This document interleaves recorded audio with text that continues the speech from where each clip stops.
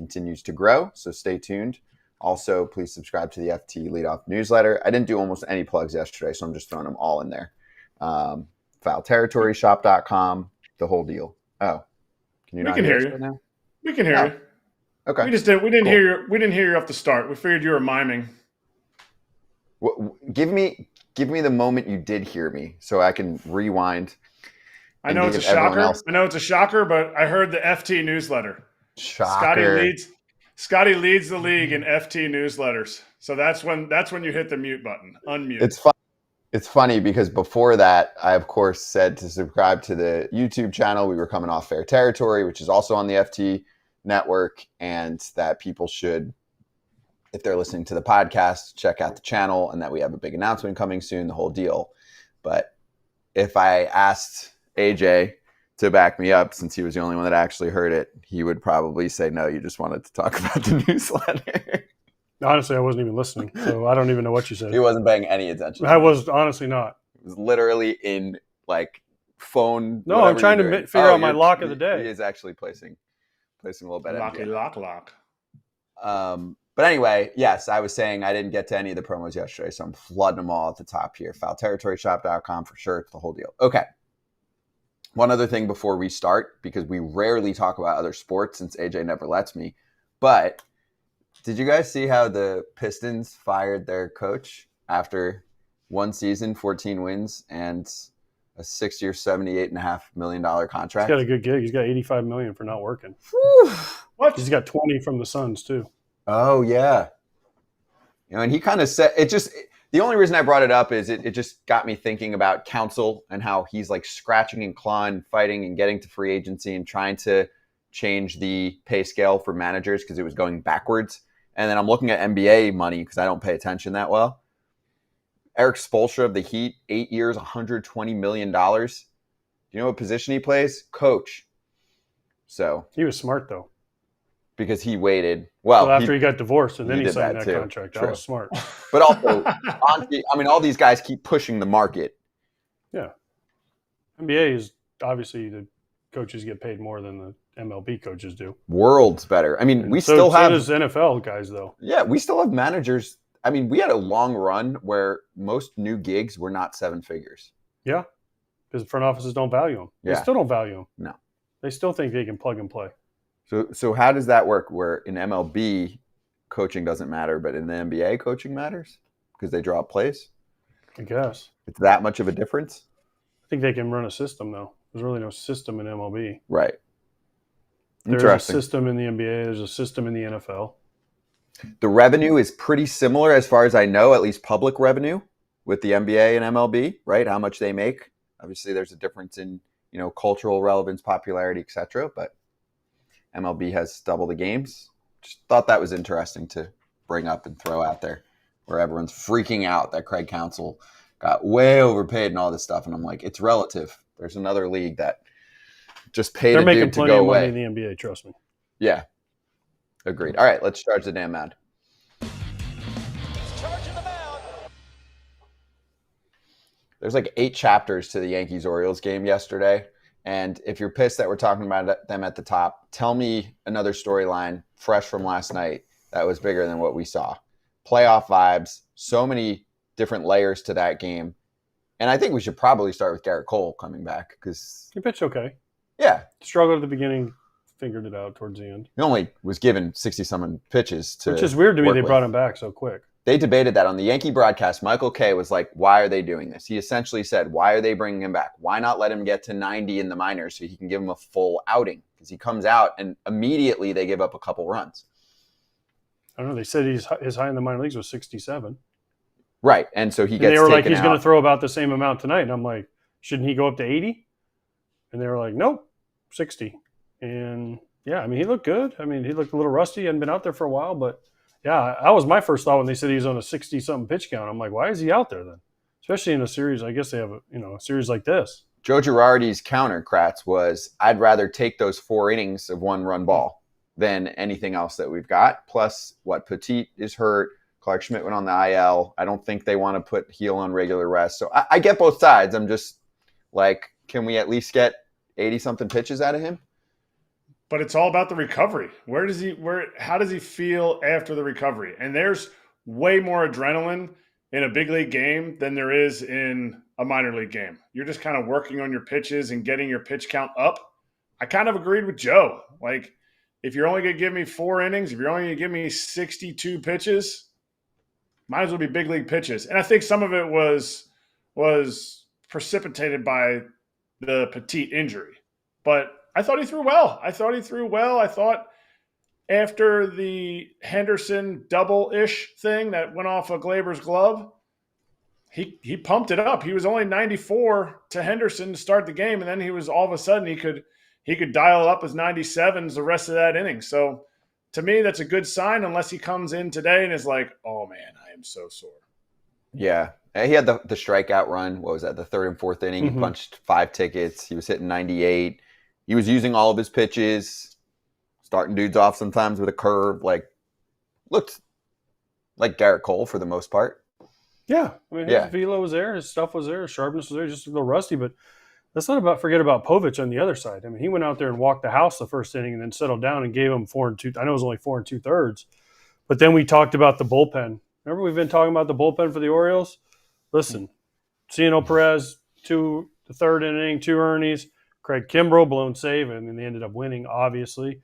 But this is the question. They've got so many guys beat up. They got, obviously, Means, Wells, Bradish, all these guys gone for the year, right? And then they lost Colomb.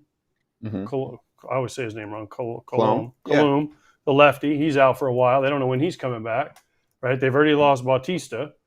They need a really good Craig Kimbrell, and last night he wasn't very good. He gave it up, and the Yankees weren't able to take advantage of it. They won in extras, but this is going to be an ongoing thing for the Orioles. Who's going to give them enough innings as a starter, and how good can their bullpen be? There's no world where Craig Kimbrell is closing out playoff games for me. I'm sorry. There's no world. I know that's what they paid for.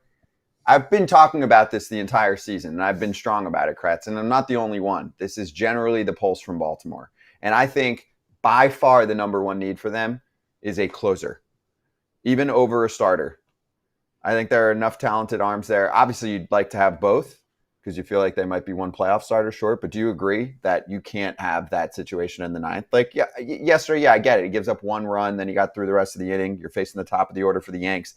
Judgeless top of the order for the Yanks. He's not intimidating guys. They know that every time he is on the mound in a big situation, it's going to at least be a roller coaster. You're at least going to have a chance to crack him, right? Where there are some dudes, still plenty even in today's game, where like it's basically over.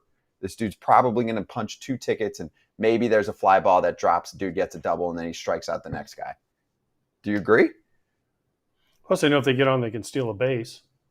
It's another big thing. But then let's also throw it at this. How worried are we about Clay Holmes? Because he hasn't been great lately either. So, listen, I know he came in when the ghost runner and all that stuff was already on there, but he did give up 2 runs, 2 hits, 2 runs, and he doesn't strike anybody out. So how worried are we about Clay Holmes at the back end? I think he's cold right now. Who would you rather have closing playoff games? I don't even think it's in the same stratosphere. I'd rather have Clay Holmes. Maybe. I'm not even trying to be a contrarian, but the chant now, obviously the numbers for Kimbrell against the Yankees, he's got over a 5 ERA. So that doesn't bode well if they're facing the Yankees in the American League Championship Series. But to me, I just don't see the profile of Clay Holmes giving you huge outs. What if they get the zombie runner? You get it. He comes in the 8th inning. Like, you can't get that zombie runner out at second base in extras because he has a tough time getting that punch out. You saw it with Ynier Cano last night. Ynier Cano gave up a junky ball game dinger to center field. And so you look at it and you go, you can't just find Paul Sewalds everywhere. They're not just going to give you Helsley. They're not just going to give you Alex Presley. Like, it has to be like, it's going to be a haul. And if I'm the Yankees and I'm the Orioles, you just play it as it is. To me, I take Kimbrell. I know that might not be the Yankee answer, but I'm taking Kimbrell over Holmes. Yeah, but the Orioles have endless assets to trade. They have a logjam in many positions. They can afford to offer top prospect dollar for a closer. It might not be Mason Miller because the A's asking price might be too much, but there will be at least 2 or 3 high leverage arms that can finish a game that would be a better option than Kimbrel that the Orioles can afford with prospects. To close a game or high leverage arms? Yes. Who? Both. Which? Who? Name one. Well, so let's go through the list here. You're saying Helsley won't get dealt because the Cardinals are in it right now? Cardinals are in it right now. Okay, but let's see. Let's see a month from now. We'll ask Lance Lynn when he comes on later. But would you rather have Kopech or Kimbrel closing out a game? I mean, Kopech, he's got a high ERA too, let's not forget. Yeah. I mean, he has a tendency to give up homers to it in inopportune times. Kimbrel's more of a walk, a stolen base, and then something else. Kopech just seems to give up homers at the wrong times, which is, I don't know which one's worse. At least it's a quick death with a homer. Right. Tanner Scott from the Marlins. I mean, Tanner Scott would be nice in a whole lot of teams. And he's going to get dealt. So that's a name. Who isn't going to get dealt to them? They should just trade their whole team at the Marlins and start over. Yeah. Just everybody? Poor Skip. Well, Skip's gone too. They should trade Skip. They would love to, probably. Skip would love to at this point. Okay, but wait. Let's go to the A's. Austin Adams and Lucas Erceg. I would make a case they should trade both of them. Their value will never be higher. Miller is a different case. Those are 2 high leverage arms that have been quite good. The Blue Jays, Jordan Romano, not perfect either. Yeah. But these are names that could close out playoffs. So here's a question. You said they have so many assets. You were talking about the Orioles.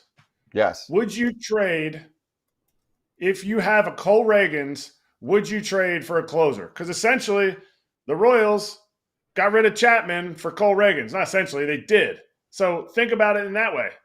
Like, when they want Cole Reagans back, like, that's a legit starting pitcher. If you're telling me that's what you have to give up for a Chapman who's not even – He wasn't at the time, though. He wasn't at the time, right? His value skyrocketed with KC. Some things clicked in for him. And wait for it. We don't know what happens when you take a player away. I know Chapman wasn't the key to them winning a World Series, but he was still in their bullpen pitching some innings.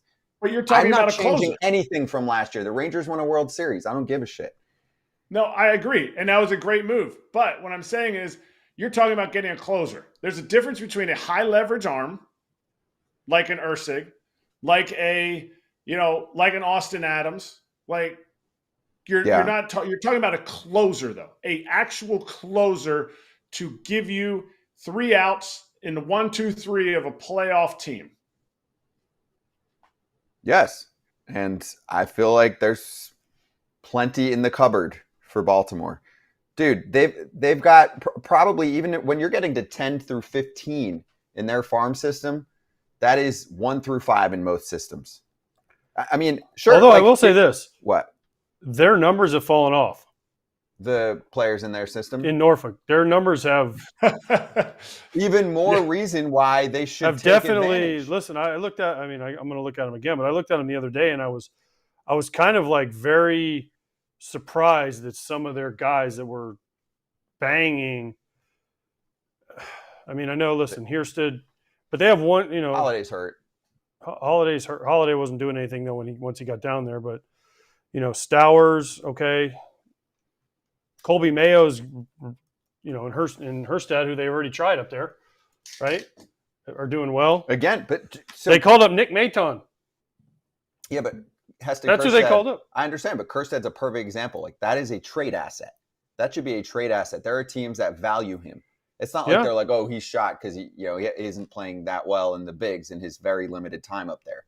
Part of it's a playing time issue. I think teams understand that. I'll give you a name that's a good example, like a Chase McDermott, right? Like that's a good minor league asset. Probably not the upside of a top end starter, but maybe a 3 or a 4. Like those kind of players have a lot of value in a trade. They do. Yeah. No, I'm not. I mean. They do, but how much do they want to give up? Because they've been very stingy so far giving those up. I know, but if you're going to be stingy financially, and we'll see how the new ownership group does, and you're going to be stingy with trade assets, then you might not push yourself over to the top. Because the same combo might happen in 2 years. You might go, some of these dudes we were talking about, besides like Adley and Gunnar, like a lot of them haven't panned out, and the winning window was yesterday. Right? Like they can win a World Series right now. Sure. Easy. Like they are a top 3 if not at least top 5 World Series contender. Easily. I don't see why they wouldn't be top 3, top 4. I think it's the Phillies, the Dodgers, the Orioles, and the Yankees. If you're talking about the top 4 in no particular order, because certain teams struggle at certain times. But to me, you go all in. I'm all about going all in. But you can't just go all in with the Phillies got to where they were with Craig Kimbrell. Yes, they may have been in the World Series, and I think they would have beaten the Rangers, but they didn't. He blew the one game. He didn't blow the whole series for them. So to me, they already have that leg up with having Kimbrell. Finding a closer, actual closer, is just really difficult. It's really difficult. And kudos to the Diamondbacks for picking up Paul Sewald. Yeah, because that was one of the difference makers, and he blew 2 games in that CS. 4 and 5, right? Or it was the middle. And 1 in the World Series. All right. Wait, do you want to get Kimbrell wasn't in the World Series. Oh, I thought you meant Sewald. I mean, I'm looking at teams right now that are out of it. White Sox, Kopech would be a possibility, obviously. Blue Jays, Romano, but they're not that far out of it. That's the problem. Yeah, but in a month. The Rays have some guys. Would they trade him, like a Fairbanks or someone like that? Anyone that's costing money. And Adams. Angels, back end. It's not bad. Stevis. Yeah. Right? A's, obviously, Mason Miller's going to ask for a lot. Marlins, Tanner Scott. Where are the Mets at in another 3 weeks? I mean, they're not going to trade Grimace finally... But yeah, Grimace finally fell off. The Reds, Alexis Diaz. Would he be a possibility? I mean, Rockies. They got some dudes that throw 100. They just seem to give up homers. Yeah. Giants. I mean, where are they at in 3 weeks? My point is, some of these teams will not be in a good spot, and then we'll be able to circulate the right names for the Orioles to be able to add to. That's all. That's a great team. So let's get to the other layer before we get to our guest. We cool with Gunnar Henderson and Colton Cowser getting plunked later in the game? I didn't have a problem with it. What about the little bat kick back from Jose Trevino to Colton Cowser? I like that. It's becoming a rivalry. I like that. I've been hit by a bat before, and I've kicked it. And I've also hit a guy with a bat, and he also kicked my bat, and deservedly so. So, listen, there's a catcher. You don't like getting hit by a bat. I mean, he got hit right there. Listen, he didn't mean to hit him. I get why. It just bounced. It barely even nicked Trevino too. So I don't even know that it really even touched him. Nick barely. I don't think it did. Him. Yeah. I mean, listen, what, I the get bat it. You're talking about? That was just drama, which I love. Mm-hmm. But I have no problem with that. Cowser got hit. He was pissed. It hurts when you get hit, right? Yep. And then he throws his bat down and it takes a bad bounce and might have hit Trevino. I mean, he kicked it at whatever, but he was more trying to get out in front in case Cowser did something. Mm-hmm. And, nobody, I don't think Cowser, and then Henderson handled his perfectly. So I think this is much to do about nothing. But, the Yankees telecast did a great job. They went back like series where the Orioles had a bunch of dudes hit. Henderson got hit and some other guys got hit. And then they went to the Judge and Glaber from the night before, and then they showed this. So I don't think it's anything, but I like that we have a rivalry. I like how they handled it. I love how both teams handled it, how Gunnar handled it. I think Trevino, when Cowser got hit, I loved how he handled it. Like, look, we're not going to start nothing, but you're not going to be the one to start it. Like, he was there. Out of everybody, I love how the umpires handled it. There was no freak out, knee-jerk reaction right away. Okay. We got warnings here. They just let him play. And I don't think Cowser's was on purpose. The others, I don't know. Or the other one, I don't know. Yeah, it was great theater. It was a really good game. It goes to extras. Giancarlo had a big game with the homer and the tying knock. Just a really well-fought, sold-out crowd. Just a lot to it. So it was fun. And lastly, just because we didn't have this, and then Kratz, you can have last word. Kyle Bradish is, of course, out for the year. It's TJ, it's internal brace, the whole thing. We talked about it, in the last week or so, but we got the news after our show ended. So now it's official. Like 4th place Cy Young last year, who looked pretty good when he came back, sub-3 ERA, is out. PRP, rehab, all that. It almost never works. It almost always turns into Tommy John. That's just how the elbow works. That sucks. All I was going to say, and it'll be something that we'll table for another time, the throwing of Hosey right now and the lack of pitchers being able to hold runners could be a major thing going forward for the rest of the season with the Yankees. I have a lot that watching the game last night that I'm like, interesting. But our guest is like when, on the way. No, understandable. Like when Mullen stole third, right? And then they overthrew it and it turned into a run there. Yeah, it's becoming a thing. Once people start talking about it, like John Lester had the thing forever at first, but nobody really talked about it. And then people started talking about it, and then other teams start taking notice. And then the media starts taking notice of it. Like the 9 stolen bases the other night on Sunday Night Baseball, that's a thing. That blows it up and becomes a thing. And then Trevino starts thinking about it. He starts getting frustrated. He starts saying things to the pitchers because he's like, hey, I need you guys to hurry it up. Give me a shot here. And then it becomes a bigger and bigger thing. Like they got to figure it out. They do. Because they want him back there. I mean, he's been great with heel. He's like, don't think, just I'll put the freaking fingers down or press the buttons, whatever you want to call it. So anyway, good combo. We'll be right back to talk Tigers, a team that could have some pieces to offer. Unified Healing is sponsoring this episode of Foul Territory. Unified Healing is an innovative global network of wellness centers powered by Energy Enhancement System, or EE System. This technology promotes wellness and deep relaxation, and there are hundreds of locations across the globe. Interested in experiencing the EE System technology for yourself? Go to unifydhealing.com/foul to learn more and find a center near you. That's UNIFYD healing.com/FOUL. No material or testimonials on the Unified Healing website are intended to be viewed as medical advice or a substitute for professional medical advice, diagnosis, or treatment. Always seek the advice of your physician or other qualified healthcare provider with any questions you may have regarding a medical condition or treatment and before undertaking a new healthcare regimen, including EE System. We have the Tigers beat writer for the Detroit Free Press joining us, Evan Petzold, right now. Evan, great to have you on. And we were talking about some trade possibilities for teams. Of course, it's starting to look that way for Detroit. They are 34-40 in what's been a surprisingly competitive division. So thanks for joining us. And can you give us the evaluation on the state of the Tigers right now? Well, first off, thank you so much for having me. I think what you guys do on this platform is great for the game. So it's a real honor to be here with you guys. But yeah, I mean, Tigers aren't in a great spot right now. When you look at the fact that they're 6 games below 500, it's a 34-40 record, 12.5 games back in the American League Central, 6.5 games back for that final AL wildcard spot. What really concerns me, though, is it's the 29-40 record since the 5-0 start to the season. So at 29-40, like that's a 68-win pace over a full season. Things aren't looking great in Detroit right now. And when you talk about, the trade deadline coming up and teams being sellers and buyers, it sure seems like the Tigers are definitely going in the direction of being sellers. So what would that look like? Who could they sell? I think Jack Flaherty's been on the table since the beginning. I asked somebody back in spring training who was with the organization. I said, hey, look, what are the chances that the Tigers are in first place in the American League Central and you're still trying to sell Jack Flaherty? Like that still is an option. And I was told, sure, like a lot of things would have to go right, but Jack Flaherty could still be on the table even if the Tigers were out front, in the AL Central, and now they're not. So yeah, Jack Flaherty is definitely going to be on the move. Like that's happening, as long as he doesn't implode health-wise or performance-wise, but I don't foresee that happening. He's been outstanding all year long.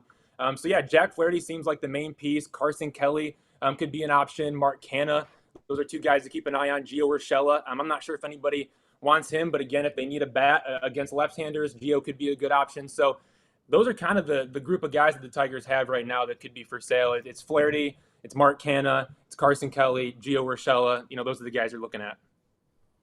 Whose fault is this? Whose fault is the fact that they're 29-40 after starting 5-0? I know they're 5-0. The first 5 wins were a little, close games, not great competition. But whose fault is this? Are they blaming the young guys? Are they blaming Torkelson, Carpenter for getting hurt? Are they blaming those guys, or is this a whole team effort? Yeah, I think it really comes down to being a whole team effort. But look, again, the offense wasn't designed to withstand demotions, injuries, underperformance. When they built this roster and they built this lineup going into the season, they kind of viewed it as a developmental year, and they thought, okay, if they can sneak in and they can, they can win the American League Central because, in the past, it's been a down division. I mean, and then, you see what the Royals are doing, what the, Guardians are doing, obviously. And, what Kansas City has done. It's been incredible to watch that. But, like, I think the Tigers viewed, like, them having an opportunity here, but things would have to go right. Like, Spencer Torkelson would have to take a step forward. Parker Meadows would have to take a step forward. Like, Kerry Carpenter would have to stay healthy, take a step forward. Colt Keith got a hit, right? And Riley Green, they've always been very, very confident in Riley Green. He's been carrying the offense, or at least trying to, kind of doing it by himself. But then you think, okay, the addition of Mark Canha, the addition of Gio Urshela on one-year contracts, if everything goes right, it's enough to get the Tigers over the hump. And, not everything's gone right. Like, I don't think anybody thought that Spencer Torkelson, coming off a 31-homer season, was going to be back in AAA Toledo and now struggling in AAA Toledo. So, like, nobody saw that coming. You hope that guy was going to take the next step, and he was going to become a 240, 250 hitter with 35 bombs, and that just hasn't been the case. Like, Parker Meadows, you hope that he would be serviceable enough to be an everyday center fielder and do enough with the bat to maybe hit the top of the order, use his speed to his advantage. That hasn't happened. Colt Keith got that big contract. He's still going through his ups and downs as a rookie. And then Kerry Carpenter, obviously, he got hurt. And I don't think people understand how big Kerry Carpenter is to this offense. He's a guy that when he got hurt, you look at what he was doing against right-handed pitchers. Go look at the OPS when he got hurt. That was up there with Shohei Ohtani and Kyle Tucker and Juan Soto and Aaron Judge. And then there was Kerry Carpenter. So he was doing damage against righties. That's a big bat that they lost. And now it's kind of all Riley Green, and he can't carry him alone. Evan, did Al Avila take too much blame at one point? Because I feel like he was the easy scapegoat for the last several years. I'm trying to dig deeper and just think about how the Tigers had their best times, even if it wasn't a World Series winning time. They made it to the World Series, about 10 years ago. Look at the star power, right? Like, we've talked about a team that had Scherzer, Verlander, traded for Price, Porcello, Miggy, V-Mart, Torrey Hunter, JD Martinez, Castellanos, go down the line. I know some of those guys weren't as expensive back then, but that team spent. That was what they were known for. They were going to swing around their pocketbook in the AL Central, where most teams can't and won't do that. The White Sox are the only other like big market team there, but they don't spend like that in the modern era. So is that the big difference with Detroit? Because they've come really, really far back down to the pack in that department. Yeah, it's definitely like frustrating to see, I think, for fans, because, again, this is 9 years without making it to the playoffs, going on 10 years if they don't make it this year. And, Eric and AJ can speak to this as guys who played in the Central during that time. Like, Comerica Park was rocking when those teams were going. I grew up in this town. Like, I knew what it was like going to the ballpark, and, there was something special about it. And you're right. Like, the one difference between what we're seeing now and what we saw then was the amount of money that was being spent on players. So, like, yes, that's an obvious difference. I do think that we're in a world now, though, where, like, Christopher Ilitch, the owner of the Tigers, it's not his father, Mike Ilitch, anymore. It's Christopher Ilitch. He wants to build this, like, sustainable winner. And I understand, like, a lot of teams are trying to do that. Go look at, that's what every team tries to do, right? Like, you want to have a team that's able to consistently win year over year. Go look at what the Dodgers are doing, for example, right? Like, they spend a lot of money, but they also develop really, really well. And so to try to find some ground where maybe not spending as much, but also still being able to develop extremely well, like the Orioles, for example, right? Like, I think that's kind of exactly what the Tigers, would prefer to be if possible. But, like, it starts with the development. And I do think that it's interesting because you mentioned Al Avila. Like, when Al Avila left, Al Avila didn't, like, leave the organization in complete shambles. Like, there was Spencer Torkelson, there was Parker Meadows, there was Kerry Carpenter, Colt Keith was on the way, Tarek Skubal, Casey Mize, Matt Manning. Like, the names go on and on of, like, young players with talent that needed to be developed. And that's been the big thing, is, like, they haven't been developed yet. Now, maybe that started back when Al Avila was around and those guys were young players coming up the system, and, there were flaws in the development then that are ultimately impacting them now. Maybe that's the case. Maybe they could say Spencer Torkelson was rushed or Riley Green was rushed. But, like, I understand the jump between AAA to the big leagues is bigger than it's ever been before. And I've heard that a lot talking to people around the Tigers. But, yeah, I mean, guys hit. Like, there are guys in this league that hit and they rake. And the Tigers just aren't getting it done offensively. That's been the biggest frustration so far. So who do you pin it on? Who's to blame? Is it ownership? Is it, management? Is it the front office? Like, are it the players? Like, I mean, you can kind of, point the finger at a bunch of different people if you want. I don't really think there's an exact answer to that question. Well, first of all, I was there when I played in Tiger Stadium, so I was there when Comerica opened, and we always said this was back, when the Tigers were just the worst team ever, 2002, 2003. And we always said if they ever get good, this place is going to be unbelievable. Then they got good, and it was unbelievable to go there. It was so fun. It was such a great atmosphere. So I think everyone misses those days. Although the scoreboard, they still need to move a little bit to the right. I guess it would be from home plate, because I never understood why half the scoreboard was hidden by the stands. But they do have the great whale photo out in right field that you can stare at, from on the building. But anyways, how much of this is just busts? I mean, you mentioned Torkelson in AAA, Manning, Mize. I know there's been injuries involved. The Javi Baez signing, which people kind of questioned at the time. They thought that was like the Pudge Rodriguez signing back in the day where, all right, people are going to start coming to Detroit. I mean, how much is this is just misses in the draft? Because you bring up the Orioles, okay? Now, the Orioles, are on a heater right now, but they're also not signing their guys. So let's say 3 years from now, Adley, Gunnar, all these guys are free agents. They're not getting those number 1 picks, number 2 picks, high picks, right? So guess what? The Orioles, everyone's talking about sustainability. Well, they're going to go from up here to just right back down, right? So there's a fine line, but how much of this is just misses? And I know injuries suck and injuries you can't plan for, but how much of this is just like, man, we missed? Yeah, well, real quick, the whales that you discussed, those have been covered up by ads over the last 3-4 years. Maybe they got to tear the ads down, and then the team can start playing well again. Yes, I love that whale out in right field. Yeah, the curse of the whales, we'll call it that. But look, here's the deal. Like, yeah, is it certain guys being bust? Like maybe not. Like Kerry Carpenter was also developed. Like Riley Green's a pretty good player. Like Wenzel Perez, I mean, yes, he's falling off now, but he came up and he was pretty good for a stretch. So like, I don't know. It's really hard to pinpoint it on like, oh, these guys are just busts. And if that is the case, right, like if we never see Spencer Torkelson again, and it's going to be a minute before we see him, like we might not see him again until September. And if he doesn't start showing signs that he can make adjustments in Toledo, we might never see him again. Like that's how this game works. Like if you don't hit in the minor leagues and show that you can make an adjustment, like you're not going to get back to the big league. So he has to prove his way back to Detroit, and it's going to be a minute regardless. There's the Javi contract. I mean, Christopher Illich, the owner, called that a turning point for the Tigers when that signing was made. Obviously, it hasn't worked out. That's a problem for the Tigers. It also sucks, too, because the Tigers don't have any other shortstops. Like Zach McKinstry, Ryan Kreidler are on the roster right now. Well, Javier Baez is dealing with a back injury, but, go look at what Ryan Kreidler is doing offensively. Go look at what Zach McKinstry is doing offensively. It's not great. And then in terms of other shortstops, like there's nobody else coming until a 19-year-old in Low A Lakeland named Kevin McGonigal. And there's questions if Kevin McGonigal's even going to be able to stay at shortstop. So I don't know. Like, again, these are a lot of Avila draft picks, right? Casey Mize not missing any bats. Matt Manning, like he's in Toledo. He hasn't been able to put it together, which is the most frustrating thing too, because Matt Manning is uber athletic. You look at, you line up a bunch of pitchers and you're going to say Matt Manning is the most athletic pitcher of that group. And he just hasn't been able to put it together. He's got a fastball, and that's about it. He hasn't been able to put together the secondary pitches. So, but again, like Tarek Skubal was developed. So to say all these guys are bust, I think is inaccurate. But also it concerns me because these are all Avila draft picks. So if you're looking at what is Scott Harris's window for contention, like when does Scott Harris plan to win? Is it with Al Avila's guys or is it with his guys? And that's why I think there's a world in which fans might end up waiting for Kevin McGonigal and Max Clark, a pair of 19-year-old position-playing prospects in Low A Lakeland. They were drafted together in July 2023. Maybe Tigers fans have to wait for them to get to Detroit, and that might be 2026, 2027. And by that point, Tarek Skubal, who's been pretty much the best pitcher in baseball all year, could be gone. So that's the other thing is like if the window's not open now for the Tigers, like when is it going to be open? You have the best pitcher in the big leagues on your team. You could argue that Tarek Skubal's been the best. And if you're not trying to win now, yikes, when are you trying to win?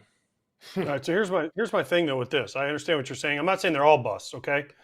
But what I'm saying is if this is the route you go, like the Orioles, they've also had to supplement it with guys outside their organization, right? They go get a Corbin Burns. They go get – last year they had Kyle Gibson, and they brought in some other guys, right? This year they went and got Craig Kimbrell because Bautista was down, right?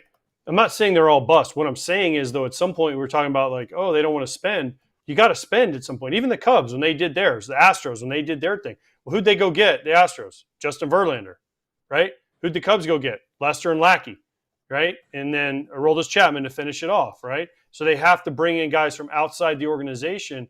What I'm saying is you can't be so naive, and you have to have the GM see this also, that you have to bring out – sometimes you just can't rely on your own guys. And yes, if you have 30 prospects, we were talking about the Orioles earlier, you have 30 prospects on a list. If 5 of those guys become big league players that help your team win, that's a win for the organization. Everyone's like, oh, there's 30 guys that are great. Well, all 30 of them ain't going to pan out, whether it's injuries, things happen, whatever, they get called up, the lights are too bright. It happens to everybody. And so that's my thing with the Tigers is when they were spending, they were still bringing guys up because they had guys that I remember coming up. Brandon Inge, right? He was a Tigers draft pick, came through. There was a bunch of guys that they brought up and they made it, and then they supplemented. What I don't see the Tigers doing right now is supplementing what they have. Now they tried with some cheap with Canna and some other guys. I get that, and they brought in Flaherty on these one-year deals. But where's the guy, right? Where's the guy to help Riley Green? Where's the guy to help these guys, to help Tarek Skubal and Casey Mize, who's always been injured, right? Where is that guy? That's what I want to see the Tigers do, because whatever team decides to go spend, they can run this division for the next 5 to 10 years if they do it properly. For sure. Completely agree with you. And I think that's exactly what the Tigers tried to do. And Al Avila tried to do in particular when he went out and got Javier Baez. Like, Javier Baez was supposed to be that guy. It was Javi and it was Eduardo Rodriguez, 2 guys that the Tigers brought in to try to supplement the young core of, Spencer Torkelson, Riley Green. But where the Tigers are at now, and Scott Harris has talked about this, the president of baseball operations has come out and said that he believes that, ownership investment will be there when the foundation is built. Like, when the Tigers have the core ready to go, they'll be able to go out and spend. The big question is, and this is what I've been asking, and I haven't gotten a timeline on this, is okay, it's unclear if the Tigers are close to completing this foundation. Therefore, we have no idea if the Tigers are even close to spending big, Scott Harris suggests is going to happen at some point. So the payroll ranking 23rd in the 2024 season, it's at $106.5 million, nearly $60 million lower than the average of all 30 teams. When is that going to go up? We don't know yet, because there's this core that needs to be built. There's a foundation that needs to be set. And my big question is that going to be the guys that are in the low A level right now, like low A Lakeland? Is that Max Clark, the number 3 overall pick from last year? Is that Kevin McGonigal, the 2nd round pick from last year? Or is the core supposed to be like Spencer Torkelson, Kerry Carpenter? If Tarek Skubal isn't part of your core, then that's a problem. That means it's going to be a minute before the Tigers are good. And that's my big concern. If you're still waiting for the core and Tarek Skubal is on your team and you got a really good Jack Flaherty who has just been incredible. It's a 33% swing and miss rate, or a 33% strikeout rate, 34% swing and miss rate, 4% walk rate. Jack Flaherty's been incredible, but they're going to trade him at the deadline. So if the core is not here, when is it going to be here? And I don't think that they want to spend until they have that core and that foundation is built. And that's just a guessing game at this point. Okay, so this is the old thing we talk about on the show all the time. The 5-year plan. You bring in a new GM. Oh, it's terrible. Everything's terrible. You just named a bunch of guys that weren't terrible that Al Avila left in the cupboard, right? So, of course, Harris is going to say, oh, we need to build a foundation, because if he goes to the Ilitch family and says, man, we're ready to win, and they don't win, guess whose ass is fired? Him. Yep. But if he's like, oh, the cupboard's bare, we got to get my draft picks up there, we got to get my signings up there, he gets 5 more years. So this is GM 101. I want to be a GM.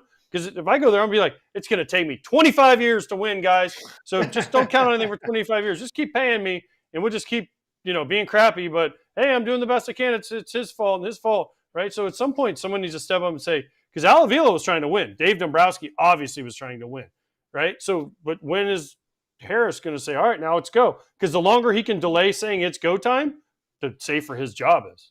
Well, that's the big question. And here's the thing, with Al Avila, right, when he came in, he had to trade Verlander. He had to trade JD Martinez. He had to move all these pieces to try to rebuild from the ground up. And Scott Harris comes in, and you've got, former 1-1 picks, Spencer Torkelson, Casey Mize, first rounder in Matt Manning, a surprise Kerry Carpenter out of nowhere. All these names that we're talking about and that we've been talking about, since I jumped on here with you guys, they were all here when Scott Harris got here. So I think in a perfect world, the way the Tigers can get better and get better quicker is it starts with the offense. It starts with being able to hit. They really need to do a better job in that department. I think the pitching has been incredible. I think Scott Harris has been great going out and finding guys that he can acquire and then make better. Look what he did with Michael Lorenzen, turned him into an all-star. Look at what he's done with Jack Flaherty, helping him revive his career. They've changed some things about the way he's moving down the mound. The Jack Flaherty vintage slider is back. The fastball is good. Those pitches are playing off of each other. He scrapped the cutter. That really helped him because he was able to change his pitch mix. So, Scott Harris has an eye for developing pitching.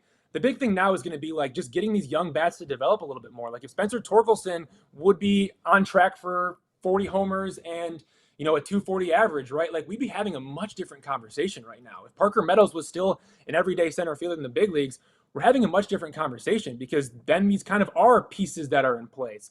Like, a 40 homer guy, that's a huge piece. That's a cornerstone piece. And it doesn't look like Spencer Torkelson is going to be that guy. And that's where the timeline questions, you know, that's where they come into play.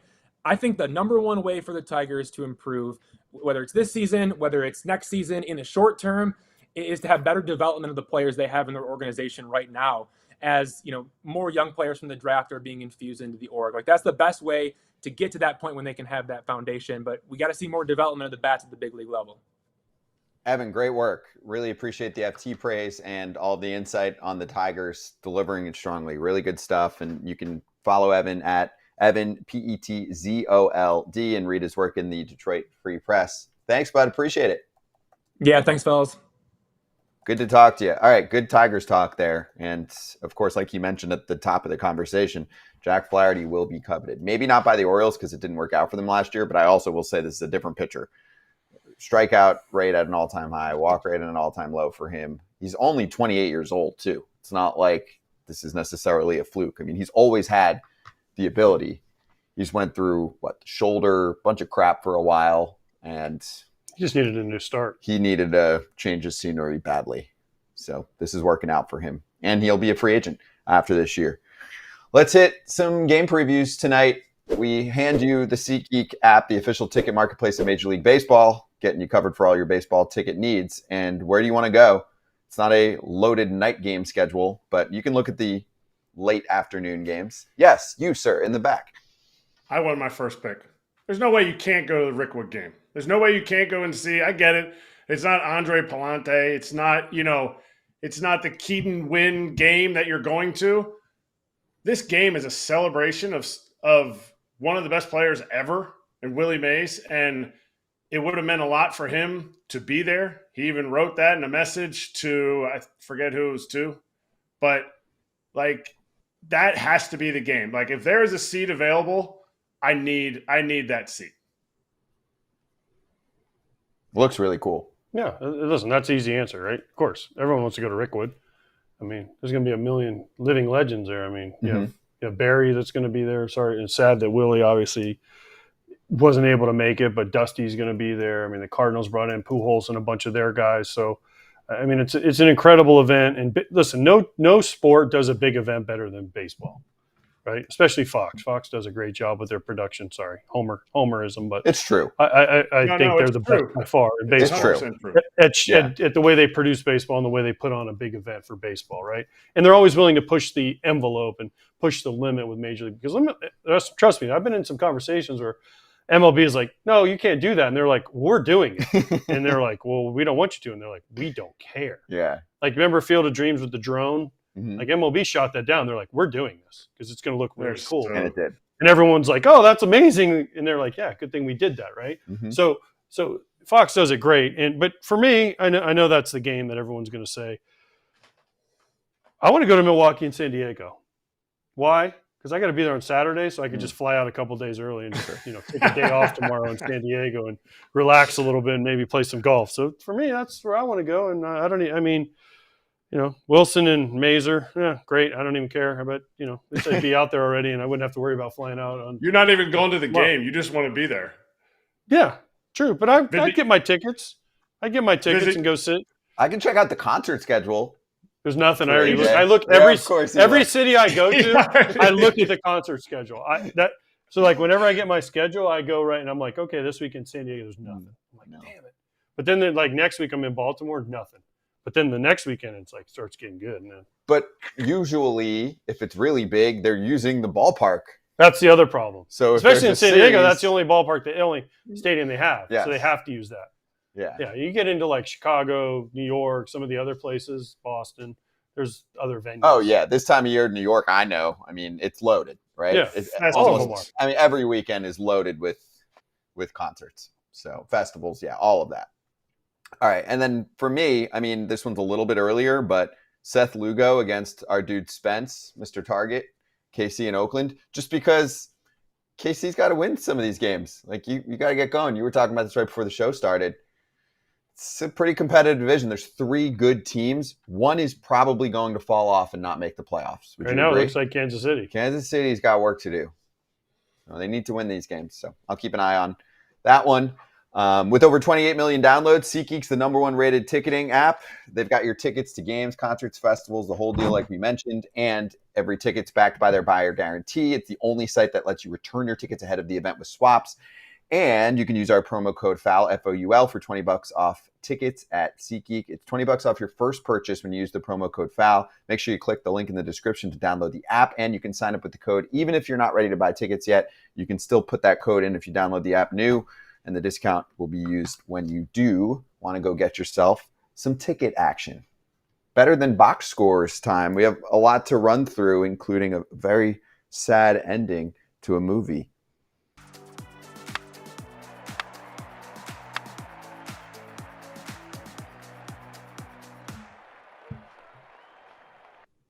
It's funny, the amount of Grimace mentions this week in general was hilarious because it also does bring in casual fans who either don't know baseball, don't follow baseball, don't give a crap about baseball. Just fun, right? There's games every day and everyone's like, oh, they're winning because Grimace threw out the first pitch for the Mets and they won, 7 in a row. They actually were in charge yesterday and they gave it up. They lost 5-3 to Texas, but it was a nice run for them.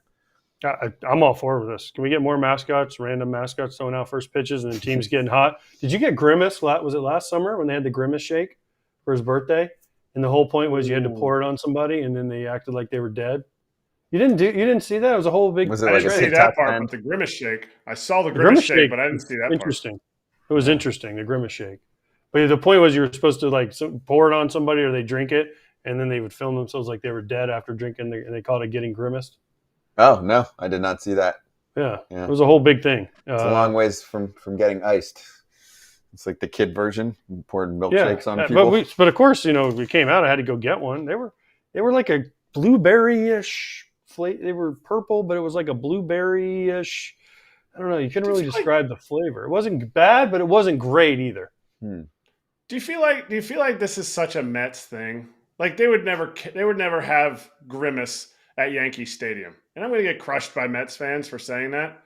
But Grimace would never throw out a first pitch at Yankee Stadium. You're going to have like the last World War II vet that lives in the Bronx throw out the first pitch. You're going to have like the Mets are having Grimace. Why? Why is that? Why is it so much different there than in Yankees? They should have they should have the Hamburglar come out too. Yeah, sorry. Did we take a little step on your lawn? Oh, we had some fun. Sorry, Aaron. Sorry, Babbel. We had a little fun. It just feels like it's so Mets. Yeah, but that's fun. Yeah, but that's fun. Who cares? Yeah, they had Timmy Trumpet come over play the thing for Edwin Diaz. That's good. I mean, that creates social moments. That brings in casual fans, cool. And it breaks up the monotony of the season. Sometimes I don't the think Yankees are too like, we're just gonna win. Yeah, home run celebrations. Sorry. You're going to smile, Aaron Judge? That. Oh, no, you're not a Yankee captain anymore. And if they won a World Series every year, they could do whatever they want. But they haven't won since 2009. So maybe you should loosen up. I think one of the reasons why, in addition to obviously the talent in the starting rotation, but the Yankees do seem a little looser this year. Like Alex Verdugo is kind of he's a guy that you're probably making fun of in the clubhouse. Like, oh, what's Verdugo going to do today? You know, they had Swish the year they won. Yeah, like he brings. He was definitely that edge, guy. But you know what I'm saying? Where you're like, oh, well, let's see what Verdugo does about this. Like, but that kind of can be good. Yeah. No, Kratz. Oh, I agree. I'm not saying that everyone should be uptight like the Yankees system is. I'm just saying it just feels like. How many times? What was it? Mascot night? What's the? I don't know what the genesis of having Grimace out there was. He who cares? Was he having the Grimace shake again? Was he promoting it? I just want to know. No, it's always good to see Grimace. It's always good to see Grimace. Wasn't he in that movie or something? What movie? Or Grimace the movie? I don't know. Whatever. Who cares? They did it. I saw way cooler people throwing out the first pitch at the Met Stadium than I ever did at Yankee Stadium. Yeah. I mean, we had Serena come out one time. We had. We've had every time I played at the Mets. Every time I was at the Mets, it was like, oh, they're throwing out the first pitch. You're like, that's pretty cool. Then you go to the Yankees, and it was like, oh, Joe Girardi's throwing out the first pitch. Oh, wait, he's the manager. No. Cool. Yeah, no, the No doubt. Cubs, right? Chicago has the most No. most celebrities Well, of course. ever. But between the Mets and the Yankees, the Mets. No, wait, it's not even close. No, also, but- this wouldn't have been a story if they just, went if they 2-4 during the stretch. if they or lost whatever, the first game, 2-5. it wouldn't have been a thing. Yeah, exactly. It's just fun. It's not a team that you expect to be that good. Mets fans are feeling it now. I'm telling you that if there's one fan base I have the pulse of, it is the Mets, and they live and die off this team. And now they're like, yo, I think we're good now. I think we're good. No. Yeah. And the one thing, this ties in. This is a transition. This ties into our next category here. The one thing that does give them hope, it's not as much about the roster, it's about the division, or sorry, not the division, the league, right? Mhm. So I'm going back and forth with some Mets fans this past week, and they're like, I get it. We're not special. But they were like, were the Diamondbacks No one else special is. at this point last year? Even the Rangers, were they special before last season started? It's not like you were like, oh, those two juggernauts. So look at the National League for a sec. It's not good. True. I agree. I will say this. This is the Mets season so far. It is the quintessential roller coaster ride. So if Mets fans are for that, hop aboard. At least it's fun.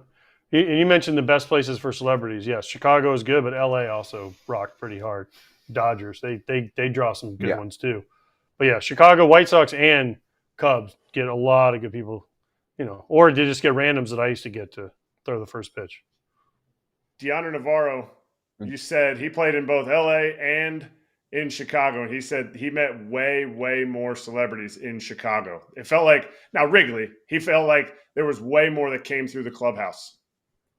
Oh, of course. All right, well, then let's bring in our next guest, and we can go over the National League. But before we do any of that, we do have a special prop for our next guest. Last time he joined us, we missed this.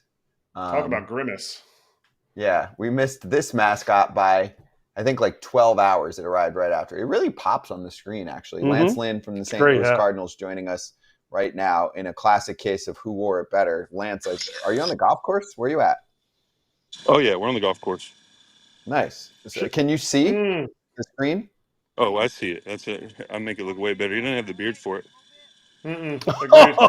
Well, the problem is, the feet go together under my chin. Under yours, they don't. Nah, No. because I got a man's chin. Yeah. Shouldn't you be preparing for a game instead of playing golf? I'm not pitching tonight. I mean, still, don't you have work to do? Like what? Yeah, like work on my golf game till Monday, then I'm back on the bump. Oh, where are you playing? We're at Shoal Creek here in Birmingham. Mm. Nice little course. Never been here before. Oh, sorry about it. Yeah. Who hooked you up? Kendall Graven. So Mm. Sonny Yeah. Gray and I are out here. Scott Casimir's with us, so we're a nice little foursome. Who's winning? Oh, Sonny's probably winning the skins game right now. He's a good player. what do you guys play for? Like $1? Yeah, tip money. Mm.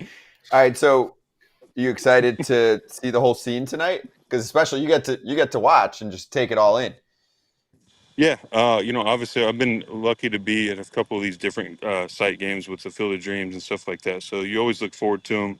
It's something different, interesting, and you're in a place where they haven't had a major league game, so it should be fun all the way around. Do you know anything about Rickwood Fields? No, I do not. I know that it's one of the oldest still standing stadiums of all time, right, or something like that. I think so. Yeah, it opened in 1910. Yes. It's almost as old as you. Getting there. Getting there. All right, so we were talking before about Grimace and the Mets' little run, but also all of this having to do with the state of the National League right now.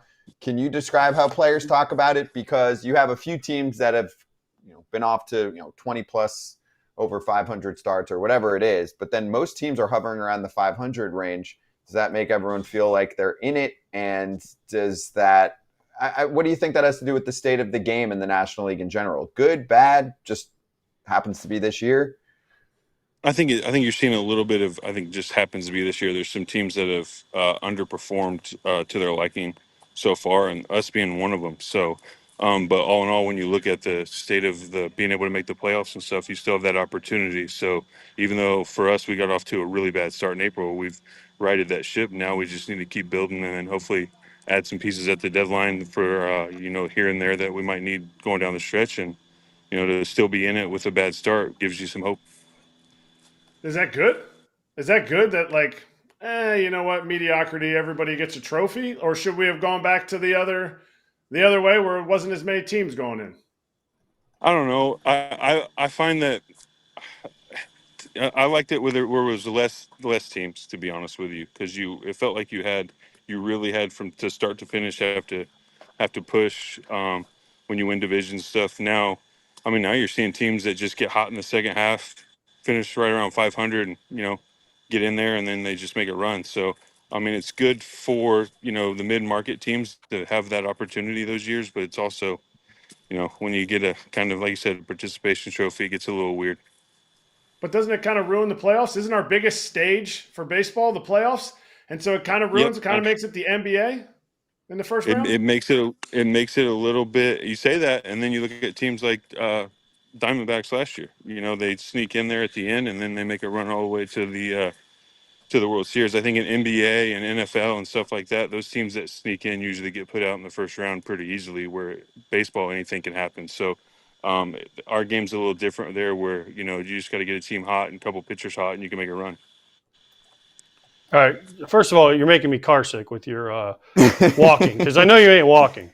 Second of all, this hat looks sick on me. I must admit, this hat is sick. It's a good look for you. All right, now I got to see you hit a shot, because this is bullshit. You can walk around. I don't even know that you're playing golf. It looks like you're just on a stroll in the woods. I don't know what's happening. So I'm gonna need you. Just holding the driver. Yeah, have Sonny Gray hold the phone. Have Graveman. He's got a bad elbow. He can do something. He can hold the other side of the phone. Right. Kazmir doesn't pitch anymore. He's got it. Yeah, we'll get it. I'm walking up to the green right now. Sonny's hitting. So let's see Sonny swing. Noonan. Nice. Action shot. 4. Oh, that's not bad. Boom. Yeah, it's ball well. I know you have a caddy. caddy. Well, we on 18 here? Yeah, you know that. This is 18? Yeah. This is the drive. This is the drive that brings you back. It'll be set up for you right here. Hold on. Oh, you made Kazmir do it? The retired guy gets to do it. Look at that cuerpo, though. Tremendous calves. Tremendous calves by Lance. Yep. 4 right. Boy, those trees on the right look high. That's a tight fairway there. Wait, who's winning? Oh, that's a bad hack right there. Hey, there's a fairway over there. Yeah, we'll be good. I've been in both of them today. Hey, ask Kazmir about that time he pitched when Burley threw a perfect game. I didn't get to play. That was bullshit. He's laughing. I got a good view of that. He got a good view, he said. Yeah, it's because of him I didn't get to play. Oh, you got platoon split? Can't hit lefties? Yeah. You know how it is. Yeah, I get you. You were getting platoon for before it was a thing, huh? Yeah, exactly. Future Hall of Famer, platoon split. Love it. Now we know why Burley threw a perfect game, because you weren't catching. Exactly right. Never worked out for you though. No, it did. Hey, where's Graveman? Ask him how his arm's doing. When's he coming back? He's doing well. He's got a throwing program and all that, so he's moving along. This year? Or is it? No, he's not going to pitch this year. Right? They want to know if you're coming back this year. I'm in the middle of a throwing program that ends in July. So we'll see. Oh. Hey, did you see all those SEC teams in the World Series not named Mississippi State? Wait. Ends in July? So, yeah. Kendall, you're coming back in July or August? Well, in the throwing program, then I got to do a mound progression. So I'm just taking it a day at a time. You know the answer. Playoff stretch. See Kendall in September. There you go. Let's go. Hey, Kendall, did you see all those SEC teams in the World Series not named Ole Miss or Mississippi State? Just asking. Yeah, but It was just the SEC tournament in Omaha. That's a good point. That's a good point. I can't argue that. Just means more down there. So wait, who's winning? I got to know who's winning. Sonny's up on the money. Sonny's up on the money. Gravo's everybody money, but he's getting free paychecks this year, so he'll be all right. Did he press? Did he press? He's pressing, yeah. Is it auto? What do you guys play? Auto press? 2 down? Scott's like, what are you yeah. talking about? Down at the end, yeah. Oh, nice. All right. Did you find your ball? Is it in the water? Yeah. No, it's plenty of room. Not in the fairway over there. The water was on the left. That's why I went right. Come on. Oh, all right. So talk to me about tonight. I mean, is this place a hitter's park or a non-hitter's park? Dude, we haven't even seen it yet. I heard that it was 480 in center, but I don't know if they brought the fences or not. So we have absolutely no idea what it even looks like. So wait, you didn't go there this morning before you teed off? No, we haven't even, nobody's been there. First bus hasn't even left to go there yet. Oh. So it's a straight up go see what you got and give them hell tonight. 480. I might have They to had to change bring my that lock. in, right? No, Yeah. but I mean, I would have.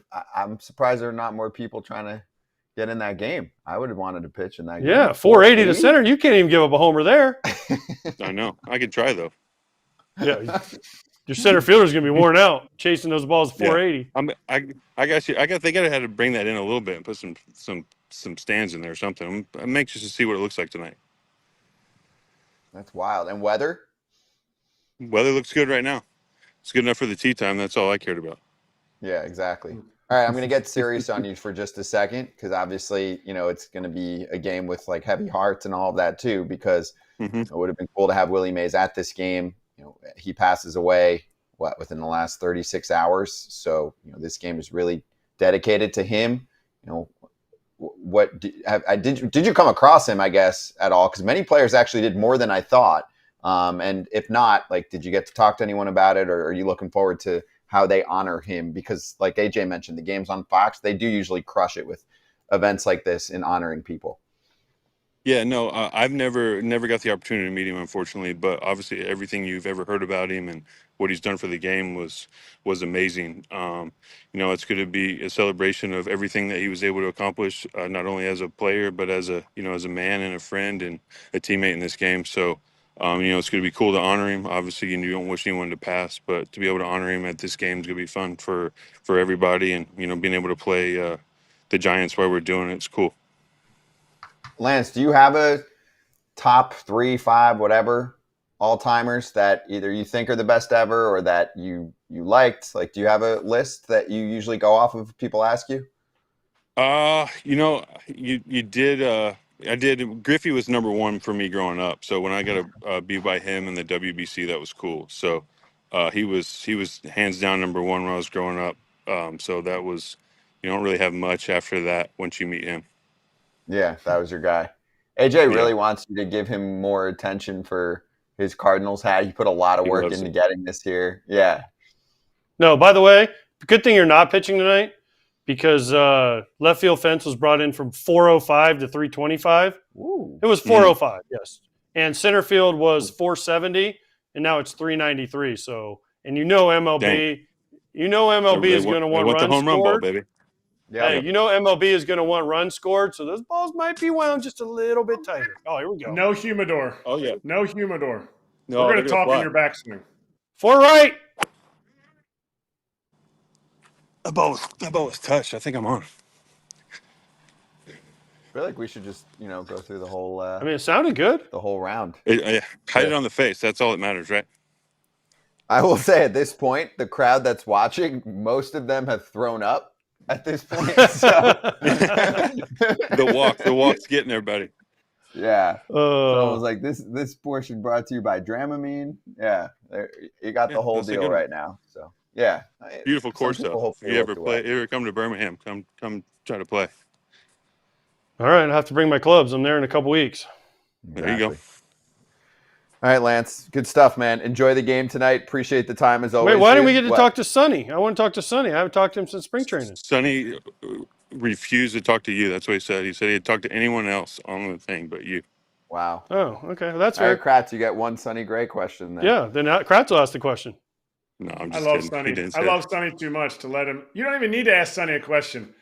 As long as he's ready to go and amped up, he'll just talk the whole time. You don't even got to say yes, anything. And yes, yes, he's in the yes, he South, will. so he'll just be Oh like, yeah. he's more Southern the farther south you go with him. Hey man, I'm just out here shooting ball with Lance. Yep, yep. He dropped a few of those on me this morning. And I'm like, good night. Where'd this come from? These Hey, are these are my people here, Lance. These are my Yep, I'm people. home. I'm home here in the Hey, South. tell him we're going to a NASCAR race, so that'll get him talking. I love that. You guys going to the one in Chicago? Yeah. Nice. Yeah, That'll we're be doing the fun. big one. We're gonna do FT there. So if you Oh, happen to have good stuff. a few free hours, If, we'll if grab you it. ain't pitching, come on by. When's that? Next week? No, it's a couple weeks. Yeah, a couple weeks, but it's Yeah. on a weekend, so It's you on a have to. Sunday. You got I'm nothing to busy. do. Yeah, they I'm don't busy. play on Sundays. Yeah. I'm busy. All right, Lance. Well, good luck. Enjoy the rest of the game, and then enjoy the game tonight, man. We'll catch you soon. Okay. All right. Sounds good, fellas. Appreciate it. Thanks, Lance. Appreciate See ya. Missed that putt. it. Well, let's talk about that for a sec right now. We might as well. NASCAR's Roadshow returns to Chicago this summer. It is more than just the race. It's music. It's at Grant Park in Chicago, July 6th and 7th. You've got the Chainsmokers, the Black Keys, Keith Urban, many more. And we're doing special race day FT, 11 a.m. Central Time, Sunday, July 7th. Alana's going to be there with AJ and Jason Kipnis. Kratz and me didn't get invited. We're not cool enough, but you can get your tickets now at NASCARchicago.com. They're going to go to the race. If you happen to be in the area and you want to meet these lovely people, AJ, Kip, and Alana, I think you can probably get yourself into that area and say hello to us. So, no? Mm-mm. You got security there? Oh yeah. Mm-hmm. Okay. What, this guy? Mm-hmm. Okay. Oh, Chicago. I definitely need security. You do, right? 100%. Yeah. So you can meet AJ's bouncer. Wait, did we get me to be the pace car driver yet? I want to see you Can drive one of the cars. I No, do Not too. even the pace car. I'll take the White Sox car and crash, crash, I crash. wanna And they won't pay to fix it. Yeah, exactly. I want to that's see good. your All big right. head fit in one of those race cars. No shot. Yeah. This is my You look helmet. like Dino. You'd look like Dino, head out of the top, like. Well, you can get your tickets now at NASCARchicago.com. Don't miss the epic weekend and the special FT episode on a weekend. All right, let's hit injuries. Suck.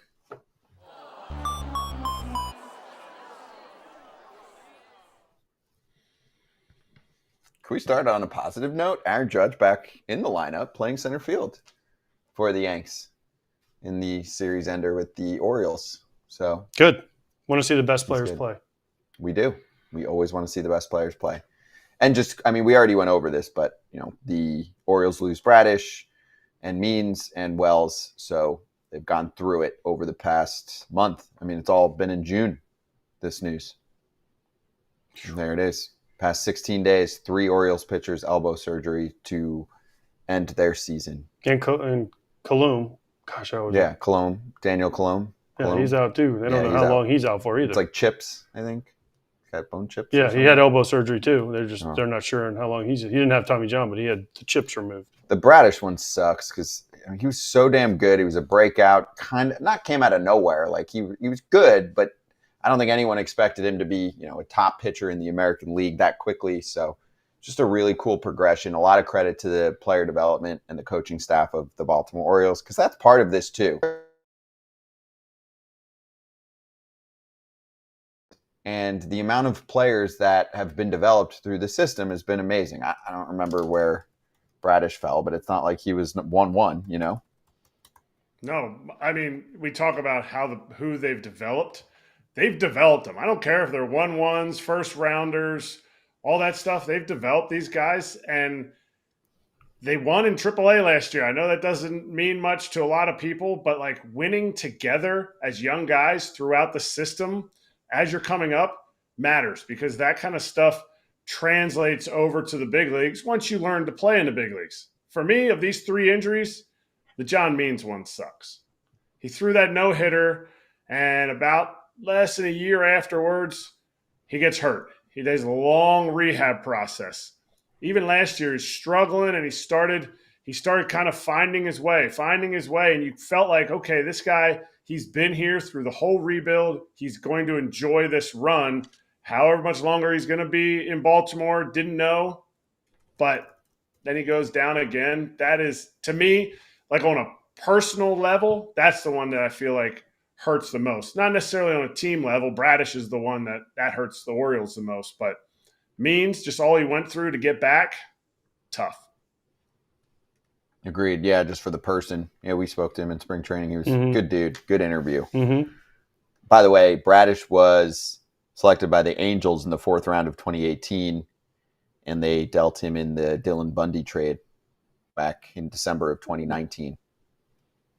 I remember I believe it was 4 pitchers, minor leaguers. Yeah. And he's the big prize that worked out. I don't know the rest of them. So good for them. Good trade. And hopefully he gets well soon. Next up on the IL, I think, is Walker Buehler, who has, quote, hip inflammation. No timeline for his return. Depends on how he's feeling. They're also going to watch him pitch, make sure his pitches are clicking. While Miller was activated yesterday, Buehler was shelved. I mean, the FU to the fastball, the spin rate really is way down, right? Isn't that part of the mix here? Some people are like, hey, remember the last time he pitched, the game was a little bit different. And weren't cracking down the same way 2 years ago. Listen, this has all the makings of he just needs a rest move. Hold on, there's a phone call. There's a phone call for you. Hold on. Billy Epler calling I'm on line pick 2? it up. Hey, Billy. Yeah, apparently you're not the only one that does this. Apparently everyone in the league does this. But for some reason, they singled you out. I have no idea why. You seem like a super nice guy. He's very good chatting with the media. And Phantom IL still exists. So the punishment did not even work to send a message to the rest of the league. All right, see ya. I don't want to say that because he could very well be hurt. I know. But it's just interesting, the timing. They needed a spot. Bobby Miller didn't pitch good last night either. I mean, he got whacked around pretty good. He got 5 earned runs. So, I don't know. I mean, listen, I want Walker Buehler to be good because I like to see him pitch, and he's a great guy to talk to. He's an awesome dude to talk to, and he'll talk about anything. But you need him healthy, and gosh, I don't know. It's just the timing is what makes it seem interesting, right? He goes out and gets shelled again after having the whole conversation, and then they're like, oh, by the way, it's not his arm, it's his hip.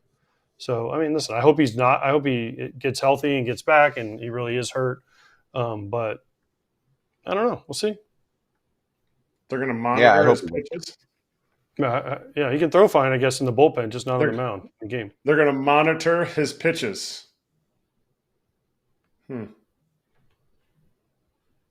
Just saying. Go on. I mean, it said in there, during his time on the IL, they're going to be monitoring his pitches. Not like minimizing his pitches, monitoring his pitches. Like they're going to be putting him through a testing program of monitoring his pitches. Like if he can throw pitches, can he not throw them at 100% in the Wago, in the game? I'm like you said, Billy Epler, line 2. Yeah, that's the point. That's why another reason it sounds fishy because they're not even hiding it. Is he going to be? He's going to be throwing full bullpens when he's on the IL with a bad hip. Like, wouldn't you think you'd be like rest and just toss to keep your arm in shape so you can come back quicker? I don't know. I know there's not an actual prop bet for this, but I bet you that 8 years from now or something, when Walker Buehler is maybe on a show like this with us, he goes, "Yeah, that was BS. I just wasn't right. Had to fix it." What if MLB? What if the big league teams were allowed? Like, to me, Tommy John surgery is a major rehab surgery. Shoulders are major rehab surgeries. What if they had a caveat that after 4 starts, you were allowed to put a guy on like a 7-day IL to just reset him? Because everybody thinks, oh, well, he's back. He's back from Tommy John. No, he's not. Yes, he's back. Physically, he's back, but that doesn't mean he is fully 100. It means it's time to go. and he hasn't pitched in big league games in back-to-back 5-day stretches. So why not just stop beating around the bush, stop acting like it doesn't happen, because you punished Billy Epler for this, and other people do it. You just don't have the evidence to punish them. Why not put in something where it's like, hey, major surgery, we're okay with you putting them on the IL for like a 7-day stint. Because it might not be enough time. It's not fair. It's you not can't enough do time. that. Also, you can't do that. You can't do that. You just can't. You got to make sure the guy's ready. Why don't we just do what we've been doing for years, where the phantom IL is a thing and it gets used here and there? I think the crackdown is because they don't want guys getting paid on their dime. Oh, you're putting him on the IL. If he's not good enough, option is asked. Well, he can't get option unless he agrees to it. Well, he needs to agree to it or figure it the fuck out. This is how many roster spots you get. We're not paying for extra roster spots for a guy to figure his shit out. You don't think there's anything to that? No, there is, but I just think what Kratz is saying just is never going to happen. It's too complicated. There's way too many variables now. You can't just be like, oh, well, he had Tommy John 2 years ago. He needs 7 days. Let's throw him on. Yeah, it's not hard to come up with stipulations. Like yeah, maybe it alleviates the John Means pushing through something that was hanging. I don't know. I'm obviously creating this stuff, and it's been almost a year since John Means came back. So that's different, but I don't know. We're trying to curtail injuries. We're trying to actually curtail these things. Maybe there's an answer in there somewhere. Well, let's do this in our Data Dish segment. Let's get into this with our next guest, because we do have a couple injury topics to get into with him and injury prevention. So it is time for Data Dish, powered by Magnus.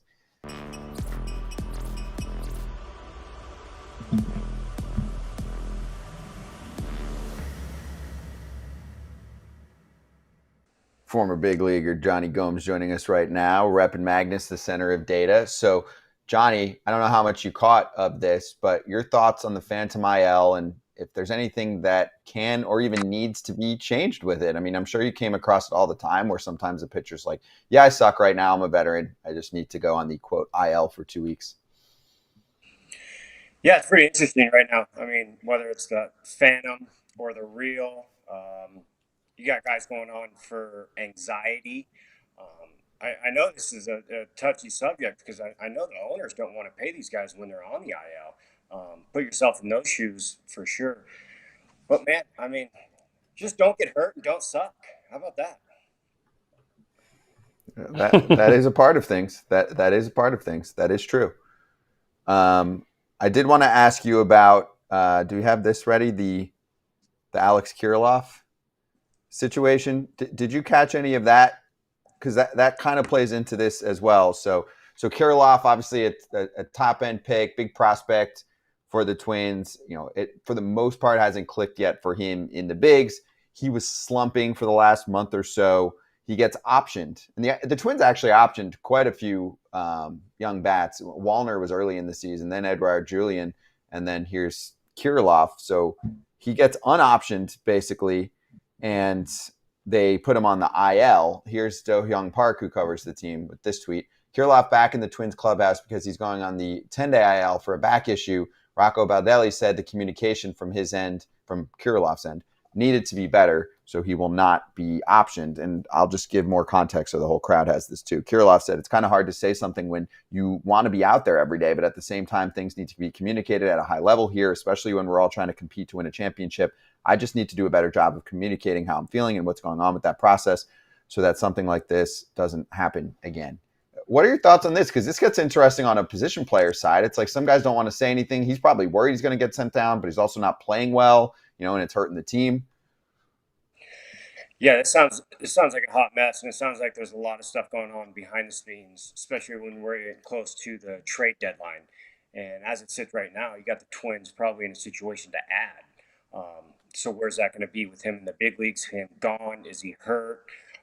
I think there's a lot of behind-the-scenes action going on with this, especially with the trade deadline coming so close. Agreed. All right, Scotty.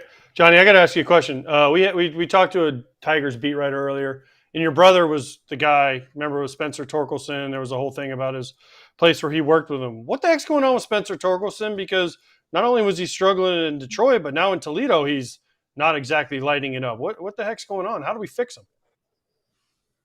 Yeah, I don't know, man. I mean, this guy is one of one. I mean, he was one of the rarest bats to come out of the draft in like 20 years. I mean, he set the home run record as a freshman at ASU, 20 plus homers, 3 straight years, flew through the system, a little bit of third, a little bit of first. I don't know, just, your position can be hitter. But yeah, this is a downward spiral. I hope he does fix it. The Tigers are definitely trending north, and that bat would be pretty impactful in the middle of that lineup. Hopefully he figures it out. Johnny, talk to me about the ABS system at AAA. What do we like? Are you on board? Are you on board with the challenge system that we're seeing in AAA and then it transferring over? Do you want to see something different? I would love to see a challenge system. I really would. Umpire's still back there, and I mean, there's so many things that we can challenge in the game. Why can't it be balls and strikes?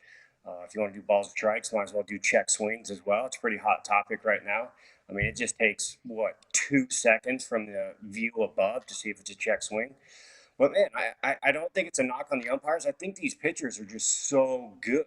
I mean, these guys are throwing 100-mile-per-hour off-speed pitches. Being a home plate umpire in the big leagues is extremely tough. And the ABS system is just to help them out, help the players out, and get the right calls and get it going forward. I mean, 162 games, and you're going to see at the late September, it's going to come down to 1 or 2 game race. And that could be that bad call, that check swing, that loss in June, that loss in July. So every single call is very, very important. All right, put yourself back on your roster, your World Series winning roster in Boston and in KC. Are you using the same amount of challenges on both when you're on both rosters? Because look at the other guys. Like Johnny, we can't have you using up all our challenges here. Right. Yeah, I mean, and you're going to figure that out real quick. Who knows the zone and who doesn't know the zone? I mean, when you got the 8-hole hitter going to challenge a pitch and he's wrong, and here comes David Ortiz and he needs his challenge and it's taken away. So, yeah, I mean, that's pretty, important too as well. And you don't want to use it up for the bottom guys. And it's going to teach the guys to know the zone. And I mean, you don't not want to be the freaking GOAT in that system, right? I mean, that would really, really, hinder your 3, 4, 5 guys who need all the strikes that they can get. So does MLB need to hire Yakertek and Magnus to do the challenge system or what? Let's go. Let's go. Why are they not using Magnus and Yakertek? I mean, Johnny could be up there hitting in the, against the Savannah Bananas and they could call a ball a strike and he'd be like, yeah, there's the data. You got the universal DH, league minimum at 750. I think there's a lot of guys wanting to make a comeback if you have the ABS system.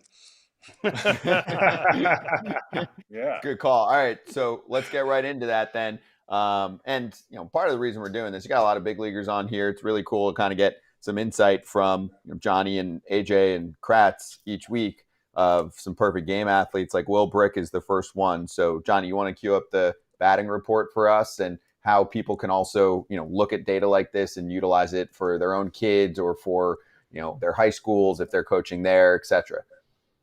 Yeah, I mean, if you're willing and you're wanting to make like a recruiting video, right?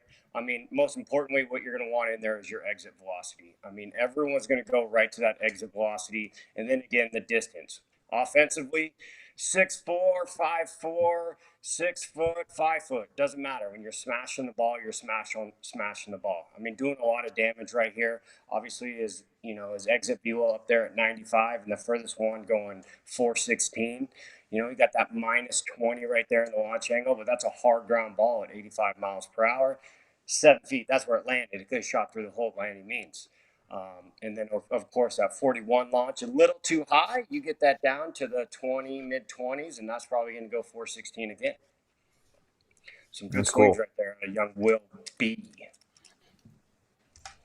It's true. I used the Yakertek today, as a matter of fact. A friend of mine, a kid on my son's travel ball team, wanted to throw a bullpen. He asked if he could throw it on the field because he wanted to see the difference in his curveball and his slider, and he was trying to work on the shape of his slider and his curveball. He wanted his curveball more 12-6, and he wanted his slider more like 10.5 to 4.5-ish. So he was out there, and we looked at it today right with these exact charts. Yeah. Well, then let's get to the pitching one too, right? So this perfect game athlete, Carter Harsek, and his pitching report right now. He's got a fastball, a curveball, and a changeup. You know, I was trying to dive into more of the Magnus data the other day, Johnny, and just kind of differentiate what this brings versus what is offered right now at most schools, even, you know, smaller D2, D3 schools, where they're still just looking at radar guns and being like, all right, good, this dude throws 100. Yeah, absolutely. I mean, when you're talking about something to put into your program, I mean, how important are new bleachers? How important are new dugouts? How important are new uniforms? You're talking about the ROI, the return of investment, to invest in the Yakutech, invest in the Magnus for your players. And what is a really good program? Well, a really good program is getting guys to another program after that, bigger, higher, more draft picks, more scholarships coming out. And then especially on the pitching side, when you're tinkering with that curveball, you know, you can mess with the grip and then boom, go right to your spin rate. Mess with the grip and seeing if I'm getting more horizontal break, seeing if I'm getting more vertical break. And each pitch you're going to see, it's going to dictate, and the numbers don't lie. No, you're right. Sorry, so Johnny, I want to go back to the kid today that was throwing a bullpen.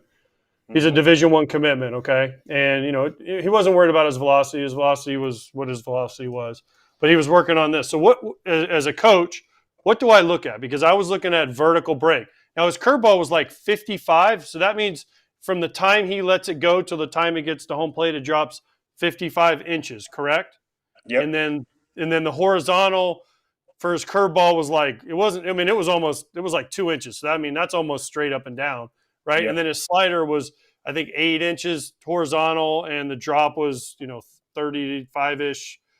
So that's what I need to be looking for, right? Because he was trying to make him into two different pitches, right? The slider obviously is a little bit harder, but I need to be looking at the horizontal break and the vertical break, and then comparing them, and then moving. That's how you move the shape with this data, correct?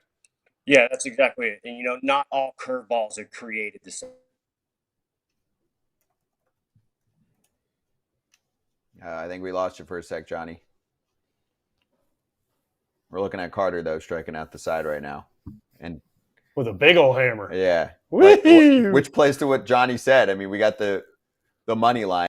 Not all curveballs are the same. And also, let me say this. I don't know if you guys watch the College World Series, but if you watch the College World Series, you hear guys, the announcers now are like, oh, he's got a high spin fastball. He's got a high spin. Yeah, he's only throwing 85, but it's a high spin, and guys are having a hard time getting on top of it. Or he's throwing a curveball that has, here's the MLB average. Here's what his is. His is at average or better. That's why you see so many swings. It's just changed.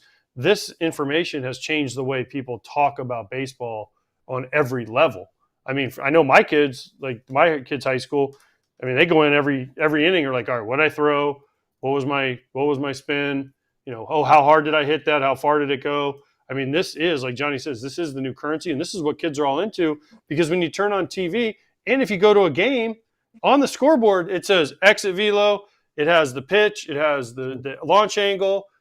Some stadiums have the break of the pitches, not a lot, but there are some that actually have it on the scoreboard, and what the guys are throwing. Mm-hmm.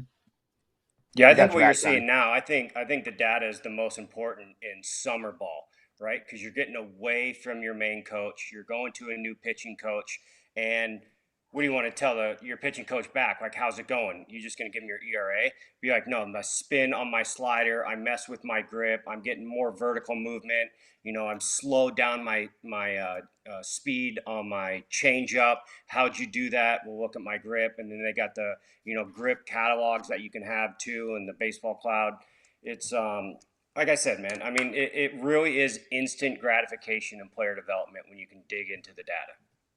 Yeah, it's a great call, right? And you can comp yourself to what's actually working at the next level. So you have legitimate goals that you can get to. Johnny, great as always. We'll keep doing this as we do. And we'll catch you next week. Kratz, how's my hat? I needed it. Tell me, what is it? Cheeseburger, buddy. Cheeseburger. For what team? Hartford Yard Goats. Goats. One of their backup unis or whatever. I love it. How'd you not get that one, Kratz? Don't have it. Need it. MILB.com. Get out there. It's so good. Agreed. And it's making me hungry. Good stuff, Johnny. You can't even eat a cheeseburger. Shut up. See you, dude. All right. Cheers, man. Magnus is the center of data. For more info, check out cmagnus.com, especially if you're, high school coach, D3, all that, and you want to find out And how it to is get this affordable. I information. want people to understand it is affordable. Yep. To Go get a quote. the information. And I'm going to say this too, and I obviously have a little bit more insight than most people on this. What's happening in especially in college baseball is all this data is becoming centralized. So teams go and they say, hey, if you're at this school, I want this kid's in the transfer portal. I've never seen this kid pitch, but I want to see his data. So they go to Magnus and they say, hey, give us the data on Eric Kratz. And they shoot all the data out to him, exit velo, spin rates, whatever, if he's a pitcher or position player, and boom, it's all centralized right there. So this is something this is another way it's changed. Whereas, they'll go watch you play. But if you have this information and you can send a coach and say, hey, coach, here's my last tournament. Here's my at-bats. Here's where I hit. Here's how far the ball went. Boom. There it is. Yep. Genius. Great way to get noticed where, someone might not be giving you the attention or the love, right? 100%. Yeah. Even if you have a bad tournament, right? You might hit a ball or two that are right on the nose and you might have two good swings and the exit velo is high and the boom, or hey, here you go, coach. This is you weren't at this game, but here's the game you missed. I'll always remember one of my early friendships with a big leaguer who's still here, Whit Merrifield, calling Chatham A's games. He probably hit 100, maybe 150 or something for the month and change, but he just kept squaring up balls to center, right? And scouts that were there were like, yeah, this kid can hit. This kid's good, But back then, it wasn't that long ago. Well, 15 maybe years ago. Like a lot of spots, they would just be like, all right, who hit here? It's like, dude, it's a month. How you're only going to go off that? There's a dude that's squaring up baseballs left and right, and it's not falling for him for X amount of at bats. Also, they usually have basically 2 lineups worth of kids there. So, and that's the top summer league where they're evaluating people. So, they've gone a long way since just looking at the basic stats there. Ump Show time. Steer right. Boo. We've got 2 today. We'll start with JP Crawford, top of the 5th. Strike, and it's, outside the zone. It was close-ish, right? It wasn't the worst. The umpire in this one can do no wrong. That is my issue here, too. Doug Eddings, I love you. You'll always be a fan favorite of mine, so that was the right call. That's it. That's it. That was a different ejection. He's like, you just touched me. So he got a helmet fine and he touched the umpire. Doug can do wrong. It's more how Doug handles it. But I like his toss. He didn't give him like the boom. He was just like, you're gone. Like more of like a movement. Yeah, like he was more feeling the flow, like the Vinny swing. Crawford probably get a suspension because of contact, because right? he touched him. Yeah. Yeah. Now listen, Doug Eddings was the umpire when the strike 3 game in the ALCS, so he can do no wrong for me. He gets every call right. For you. It's me. a personal thing. Yeah, that's what I said. Yeah. All right. So, what is the fine? Plus, Doug Eddings threw the ball back harder to the pitcher than any other umpire. More than Wolfie? Oh, he used to have a cannon. What are the fines like? Do you guys remember? Just to give a ballpark. I don't think. I mean, it depended. For that, he'll probably get a $2,500 maybe in a game suspension, and then you write it to the charity, so you can write it off and it goes to charity. He'll appeal the suspension. He'll appeal the fine. It might get knocked down in half sometimes. Yep. Just depends. It's real money for a league minimum guy, but for JP Crawford, that's called pebbles. You should donate that much money, even as a league minimum guy. So find a good charity. True. Write the check. But usually, I thought it had to go to bat. No, just any charity, any 501c3. There you go. I like that. You know what someone's going to do? This is smart. Think of this. They're going to invent their own 501c, and then they're going to write the check to that, and then that way I'm sure it's been done. They make the money back. No, that is. What do you mean no? That is. You just said any 501c. Dude, there have been some athlete charities that have gotten exposed really badly. If you can dig yourself into a good Reddit hole, for a long time, it can really question how you look at life if you see some of the shit that's been exposed over the past few decades. You guys know what I'm talking about. Players listen to this show. Please do not do that. Please do not do that. That is money. That is money laundering. Do not do it. Do not do that. But I'm just saying, someone's going to try it. Don't do it. Dude, don't try it. But I'm surprised no one's tried it. But I'm yet. telling you, it's been done. It's been done. Okay. Not this specific case of what you're talking about. I'm saying there are incredible charities. There are some that exist that are really shitty, and they are 501 whatever that is. But then you do some digging on who's involved, what family members, what their salaries are, how much actually goes to something. I've done that dig before. You know what it does? It teaches you to still give, but to do research on where you're giving. And the research isn't just the external cause. The research is, hey, where does this all go, right? Like I want to see, because you can find this information out. Oh, they raised 100 mil. Did 99 go to the cause, and then 1 was to run the whole thing, or was it the reverse? True. All right, let's get away from financial fraud. Okay. Tyro Estrada dealt with fraud last night during his at-bat. We could show it. It was bad. That's ABS. That's ABS fraud. Look. So this is same AB. There's 1 wide of the plate. There's 2 wide of the plate. And if you're a pitcher, you're smart, right? That's where you're going. Oh, I got that one. I'm gonna go that width again. I mean, I don't know. People make mistakes. I'm just tired of this every day. Because every game is now on TV. So now we show every single pitch. It's like a little bit off the plate, a little bit this, a little. I mean, listen, guys make mistakes. Maybe the catcher framed it really well. I don't know, but yeah, it sucks if it's you. But that's when you then get ejected, and you argue with the umpire and tell him he sucks, and you go away. Yeah, get an early beer, catch the early flight home from San Diego. I don't know. Hey, this guy's giving us a lot on the outside half of the plate. Let's stay there. Mind blowing. I'm sure you never heard that when you were catching, AJ. Mm-hmm. Yeah. Oh, I mean, listen, I remember, 20 plus years ago, like when I was first coming up, you would set up and the plate was like this, and you would set up this far off the plate. That's bigger. That's bigger than Todd thinks 4.5 inches is, but that's like 8 inches off the plate. Yeah, that's solid. That's but you would set there. That's a real miss. I'm saying it's a solid what I'm saying, miss. That's a missed call. Like if the pitcher just hit you and you didn't move your glove, umpire would be like, strike. And you're like, ooh. And you try to go to 9 inches and you keep going, right? Until you get to the limit. They're like, oh, too far. Move it back in a little bit. And you're like, start back at 8, right? That used to be the way it was, though. Yeah. And now with all the stuff with the box, they all have to keep it in the box. But now look at Greg Maddux, okay? Greg Maddux, Tom Glavine, that whole Braves team. I mean, Charlie O'Brien, when he would catch Greg Maddux and Eddie Perez, I mean, there were some games, they were a foot off the plate, and they were just like, boom, ah! I mean, I'd tell the story. I think I told the story. Derwin Merrill was behind the plate. We had Tim Wakefield pitching in Fenway, and it was a 4:00 game, and it was shadows. You couldn't see nothing. And I come out to catch, and we were obviously the visiting team, and he goes, Jay, you see my hands? And he had his hands on his knees, and they were, he goes, if it's between my hands today, it's a strike. Tell your boys to swing the bat. I was like, oh, baby. And you got Wake. He goes, I got this guy throwing these balls I can't even see.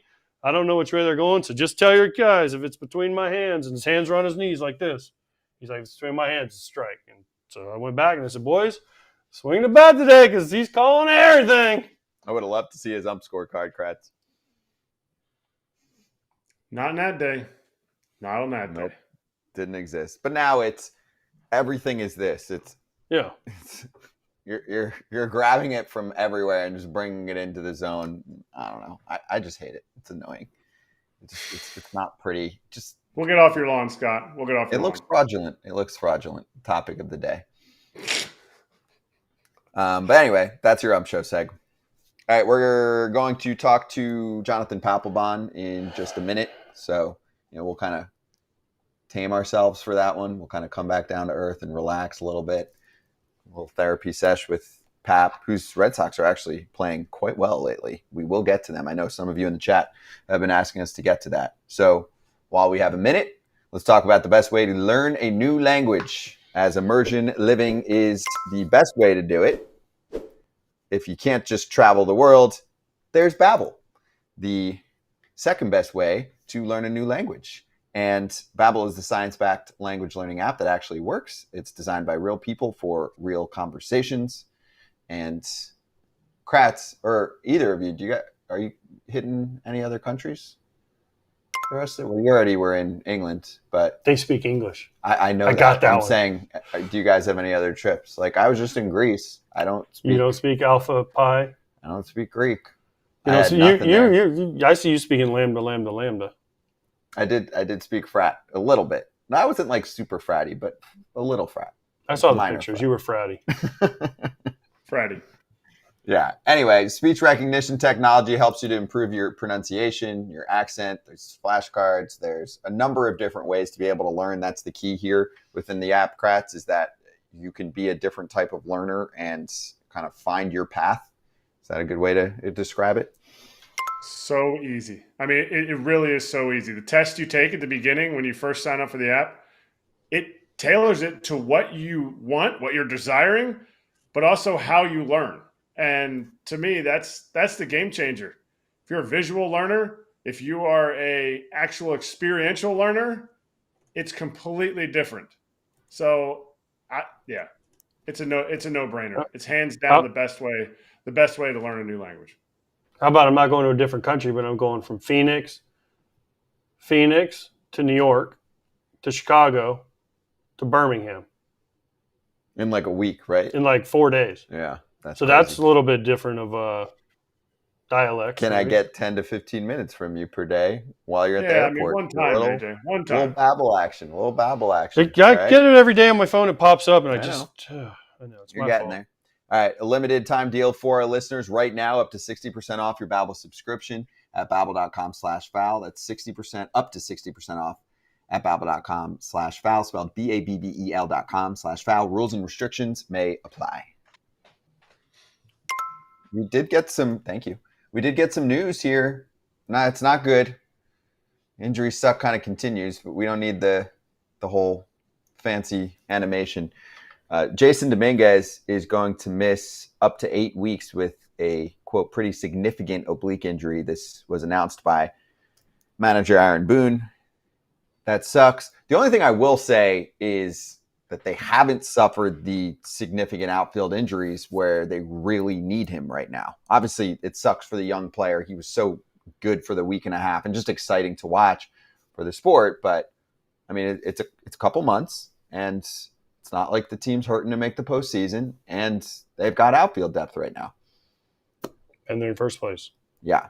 Barely, though. The Orioles beat them last night. What is it, a game and a half? I think right we did now? a pre-series thing on it. I said they'd win 2 out of 3. The Yankees would. I'm right on projection. Mm-hmm. And I said that game 2 would be the one that they would lose because of the bullpen. Just saying. I mean, if you go back and watch, we keep receipts. We do. Yep. We keep receipts. Our show is all recorded every day, and it never goes anywhere. So keep an eye out on that. Do we have I actually want to jump to the South. Oh, no, Pap's ready. Never mind. We'll get to that later. Jonathan Papelbon, ready to roll with us on FT. Let's bring him in. What's up, Pap? What's up, my people? How you doing? So I don't know if you've been paying attention to the scores in the standings, besides the fact that you're crushing your bets. The Boston Red Sox are crushing life right now. They're 5 games over 500, and people are starting to get excited. And I think we just hit that point with the win last night over the Blue Jays, where we have fans in our chat that are like, are you going to talk about the Red Sox, give them love, and tell us what they should be doing the rest of the way? Like, if you're Breslow, are you making some moves to improve the squad? No, not yet. Not yet. We got to pump the brakes a little bit, kid. Pump the brakes. You know, we still gotta just manage this team like a business. It's a business. So, the Red Sox are gonna, in my opinion, the Red Sox are gonna wait to the very last minute.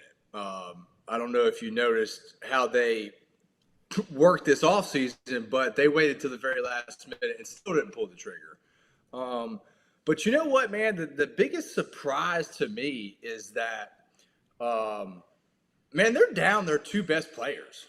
They're literally out with their two best players. And if you take the two best players out of any other team, you pretty much fall way behind. And the fact that they haven't fallen behind is a credit to a lot of little things that they are doing. So one of those being, I don't know if you watched the Yankees series a couple series ago, but I think they broke a record for stolen bases because Trevino can't throw anybody out behind home plate, and they took advantage of that. So they're going to look at a scouting report, and they're going to say, okay, we can't match with the big guys in New York, so how are we going to beat them? And so I think that's a credit to Alex Cora and the guys that are buying into this system that they have right now. That's there's some chinks in the armor, yeah, but hell, they're 5 games over 500. Nobody expected that.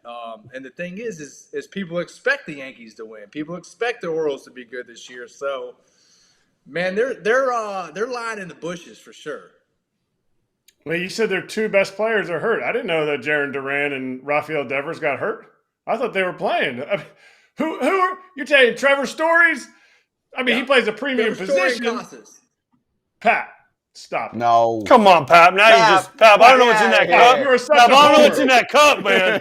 But you need to clean it up. You are such a homer on You that. just went full Stephen A on that one. What? Hey, that's fighting words right there now. Stephen A.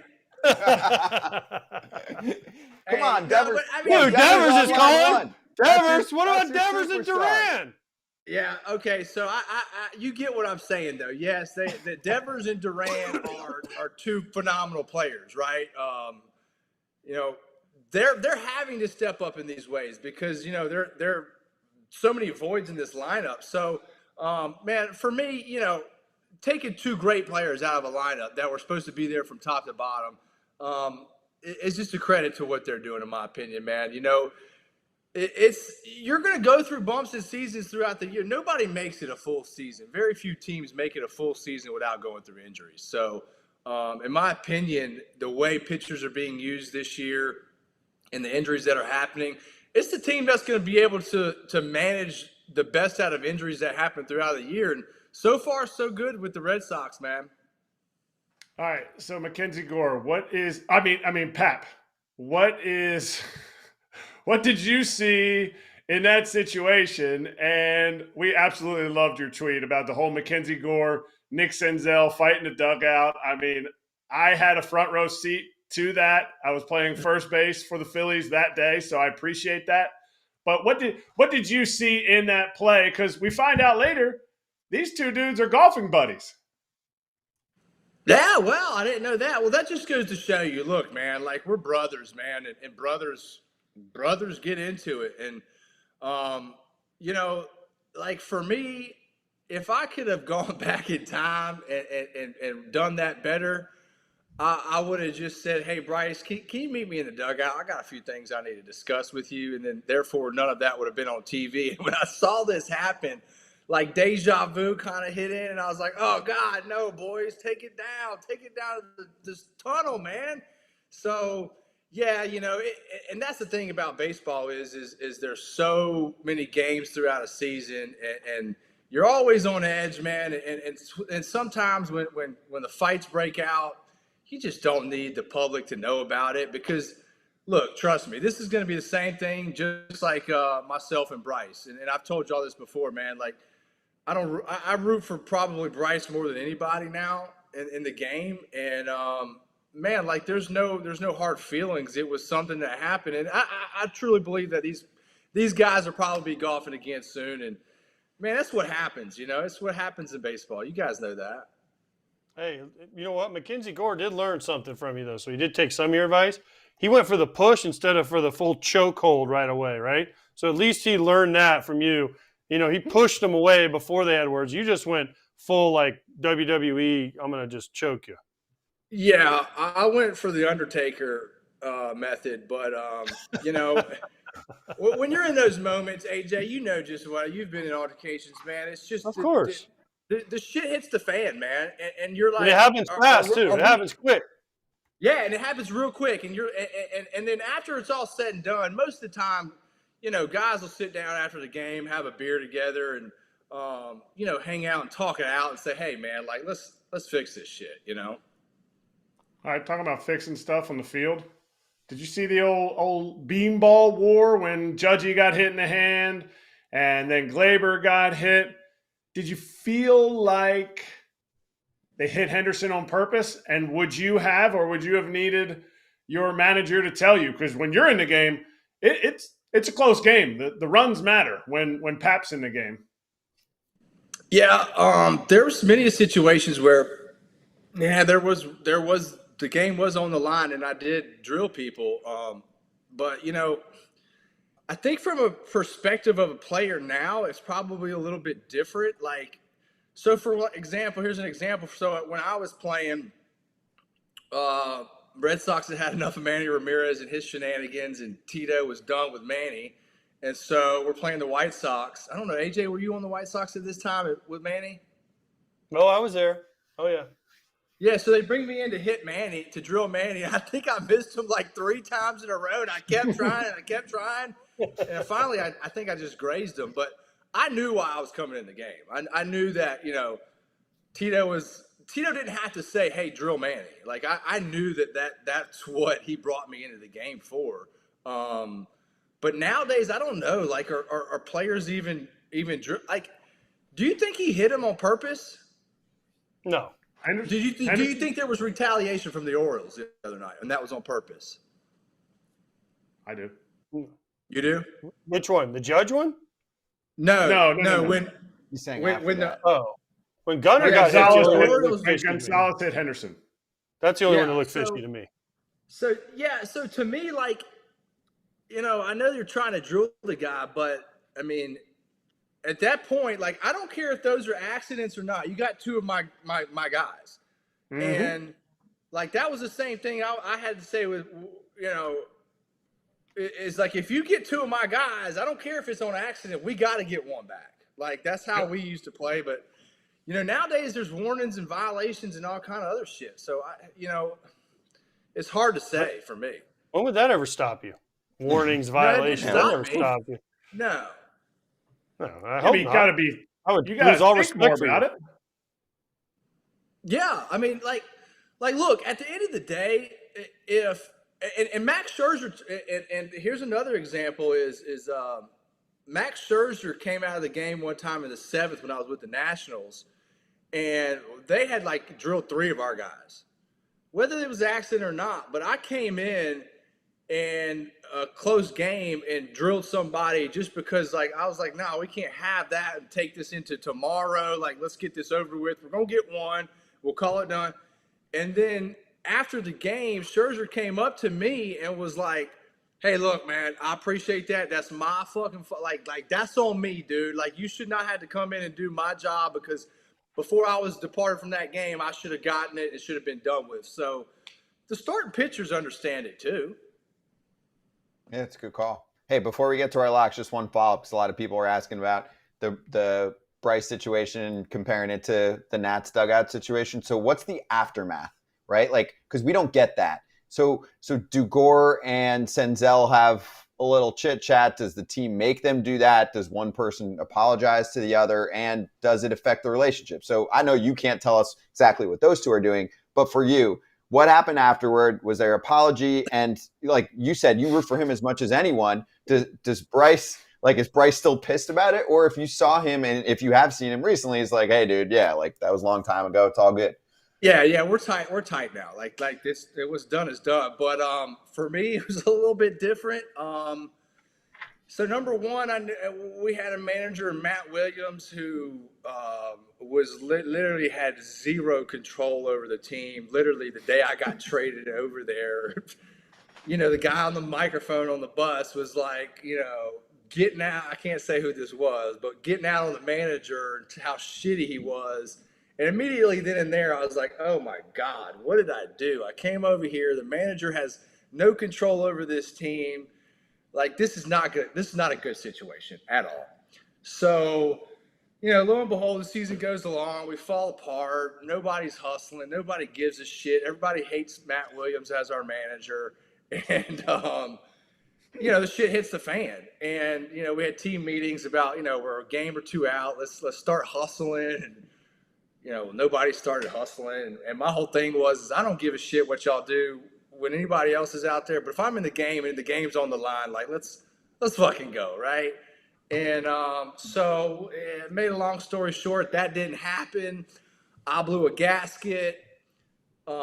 Went Undertaker on Bryce, and then after the game was over, I actually got in the Traveler's secretary's office, called up, and was like, "Where are the owners? Where's the general manager? We're having a team meeting." And I like now, like as soon as this game's over, not the manager, nobody else was like, "Hey, we need to talk about this." So I gathered everybody in the clubhouse, literally, and it was the owner, the little nerdy owner. What's his name? Jewish Lerner? guy, real estate. What is the owner? I forget. Lerner. It's It's the Lerner. Lerner family. They're It's still still there. Lerners, isn't it? Yeah, so this they've guy, had it for years. Yeah. So this guy literally would had a locker in the clubhouse, and he would dress out for BP, like the owner would. And I was like, what is going on here, dude? Like, this is nuts. So I called him in. I called Rizzo in, Matt Williams, and the rest of the team. And I said, all right, guys. All right. First off, I apologize, right? Like, I shouldn't have let that shit happen on the field. Like, we look like shit doing that, But I thought we were all in agreement that we were going to start hustling. We were going to start playing the right way. I mean, for God's sakes, we're playing the Phillies, who are way out of it. Kratz is at first base, and we should be kicking their ass, and we're not. And I don't know what else to do but say I'm sorry.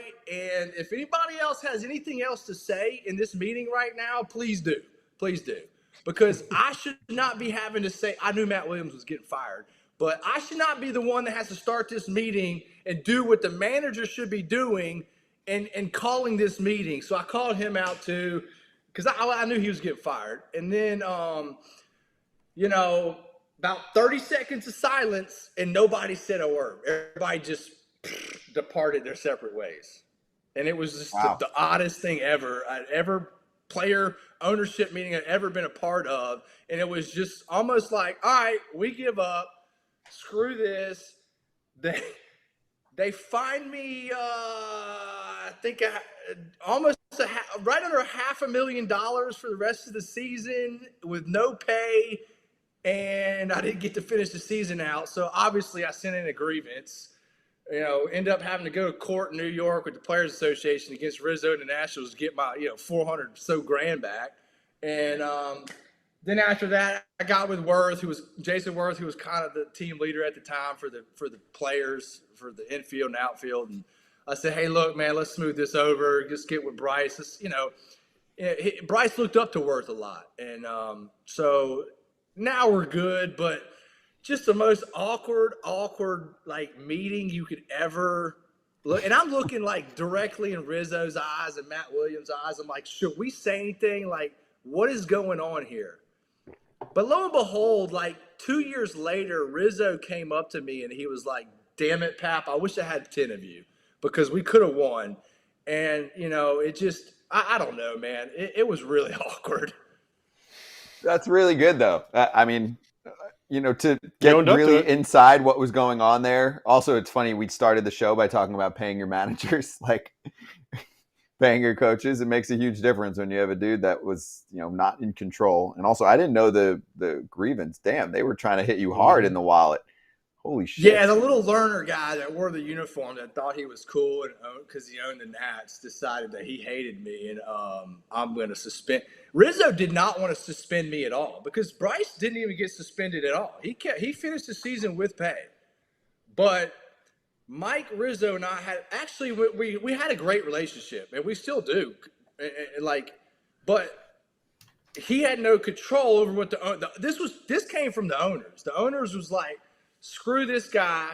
And then the next year they brought me back because Rizzo went to bat for me and was like, listen, we got to build a team that's going to fight and push against the Phillies and the Mets and these other teams and not just, cower down like every national team before that did. And so he brought me back, but it just never was the same, Yeah, no, that's good stuff on how that all works. Kratz playing first base is the worst part of that story. Kratz at How bad first were the base. Phillies You were that year? playing first base there. How bad were the Phillies that year? Bad. They're bad. Not worse than the Put it Braves. this way. Put it this way. I gave up $2 million to get released to go to the Nationals from the Phillies. That's how bad it was. That's good. That's good. Wait. Okay. In that hindsight, I'm Wait, like, whoa. what the Dude, I was on the Damn it, 20. That was 2015, right? Yeah. I was on the 2015 Braves. I thought we were bad. The Phillies were worse than us. I thought we were way far worse. I'm telling you, What, man, 96 losses that or was something? the ultimate year of just, okay, and Kratz, you could speak on this too, but it was like, okay, we're going to get rid of Rhino if we can. No more Jimmy Rollins next year. Chase Utley, I think we ended up, playing, maybe 60 games that year. Smut didn't play much, and it was just Halliday was done. I think Cliff Lee was done too. Like, it was just guys were just falling like flies, man. I got there in September. I was with KC that year, and then I got there in September and got called up. And I mean, I remember the one game I caught in September. It was Aaron Harang. Aaron Harang was pitching for him, and he was one of their inning eaters. Like, it was tough sledding by the time I got back there, because I was there when you signed in 12, and then you left in 15, and then I came back for a month in 15. So I didn't see all that drama, but yeah, it was not a good situation. The whole problem was that team got old quick. Ruben Amaro Jr. didn't really have anybody behind him. It was like Ruben got the keys to a Porsche and just wrecked it, in my opinion. Wow. All right. There you have it. All right, what's your lock of the day, Pap? You can't pick the White Sox, so you're screwed. Wait, let the line come in. I got the Sox, kid. You can't pick against them. They're already playing. Well, I picked them with my own bets, but I got AJ. I got a bot. My son turned me on to these bots that he buys these shoes. Like, when the shoe comes out, like, he buys it. The bot he puts the credit card. That bot's taking all the Taylor Swift tickets. Yeah, we know what bots are. That's why I can't get any shoes ever on the Nike app. Exactly. They have to That's go. why They have to go to AJ's shoe store and buy shoes. Seriously, I can't get no sneakers on.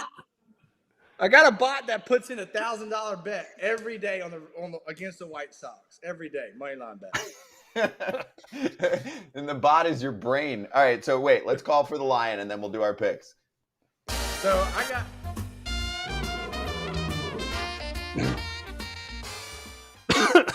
Pap, we have a fancy Lion now. So, we'll show our locks. 2 out of 3 hit. AJ hit. Crochet. I tailed that for real. Got receipts.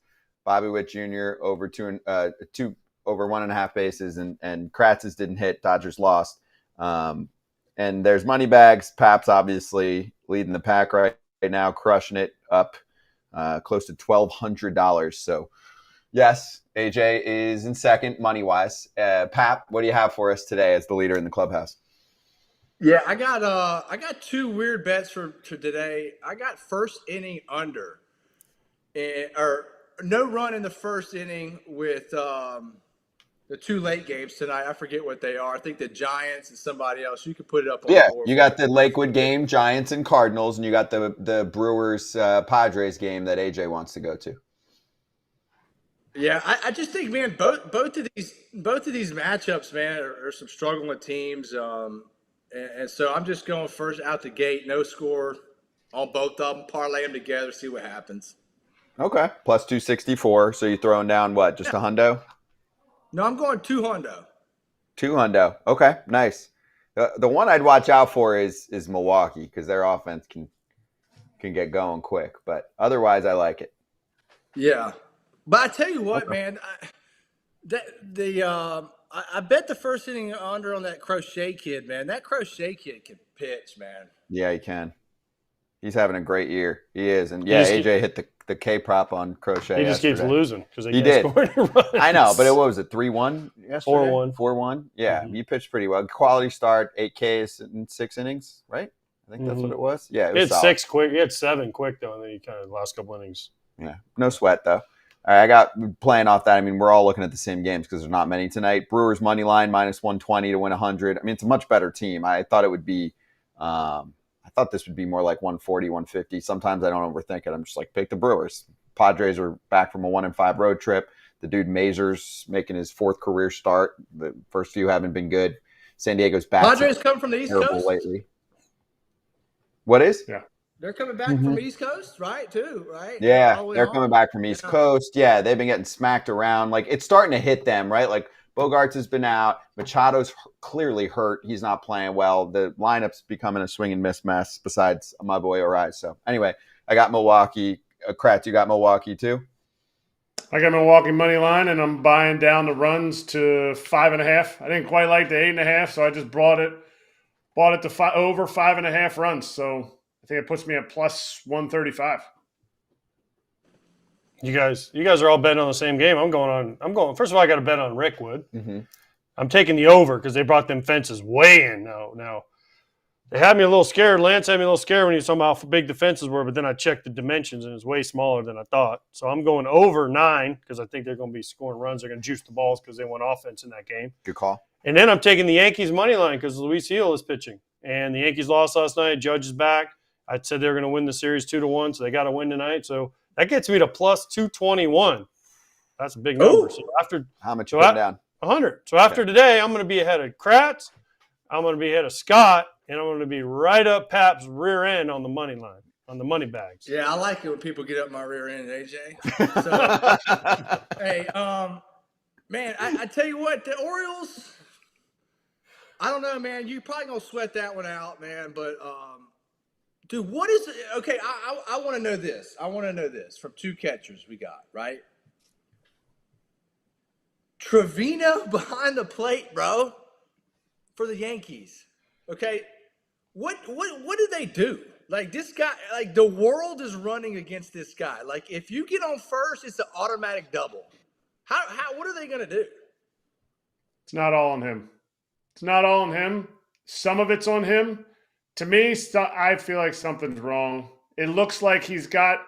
They even talked about it last night in the game a little bit. Like he's got a little hitch. I don't know that it's like a hitch where it's like, oh, it just looks like he doesn't have that because he's a real flicky thrower. He was always super short and he would throw. And until that Red Sox game, he was over 35%. And then that Red Sox game, it plummeted. To me, a lot of it was the pitchers, but the way he's thrown, it looks like he can't load up on anything. It looks like he can't really get back there to get anything on it. Right, so it's simple math, right? Like if a guy's a 1-3 and the catcher's a 2 flat, right? And that's a 3-3. And if a guy can go first and second and 3, that's all day, right? Yep. So how do you combat that? Do you go to the pitchers and say, all right, guys, we got to control the running game more because our catcher can't fucking throw anybody out? Or do you what is the move? Like. Pap, you were a 1. I remember talking about this all the time. You were a 1-5-5, but you varied your looks. You varied your holds. You even varied your high leg kick, and you would still be a 1-5-5, but it looked different.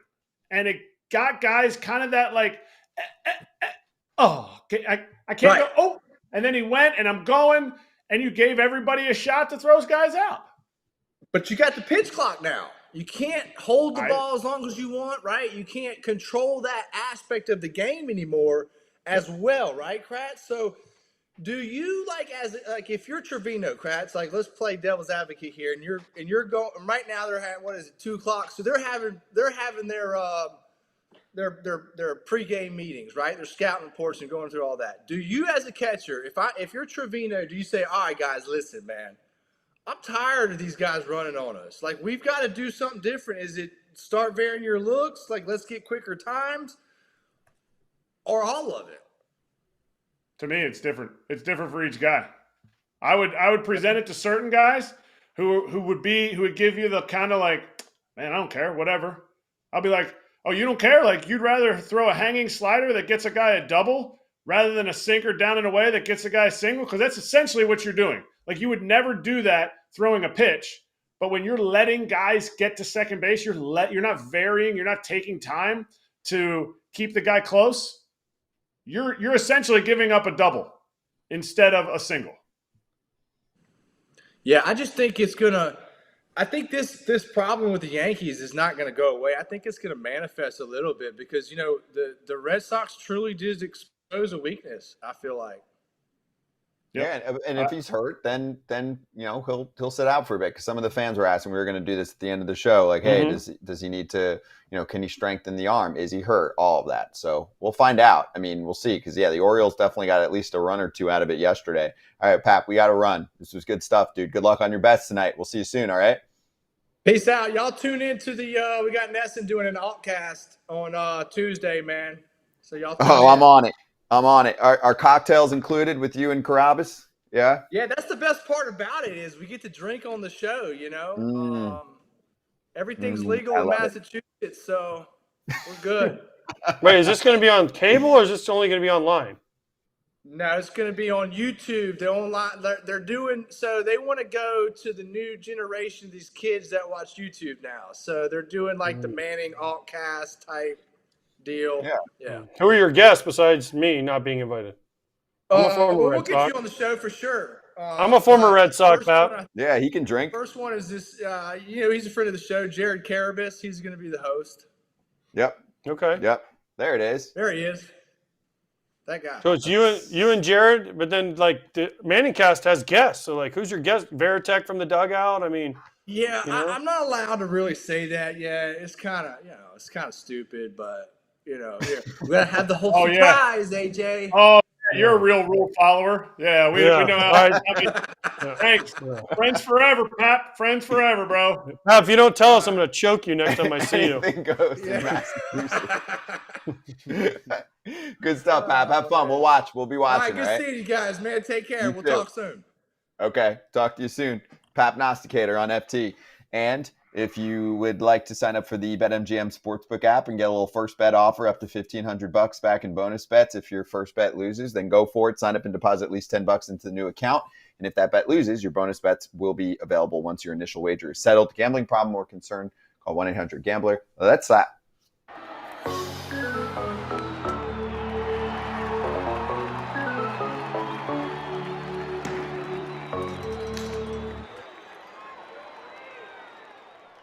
I will say, I do remember a time when this show went late like almost every day, and it would often be 3:30. So it actually feels weird when we go 15 minutes late, right? I'm so late. Dude, I can't believe like extra innings one time. You wanted me to do something after the show. I need you for 1 minute after the show. That's not happening. I get paid for overtime. I need you. We have a big week coming up next week. We also can't announce, but we will soon. So Dodgers territory is coming up later. An announcement. We have an announcement next week. I'll tell you about it. Kratz and I are in Atlanta?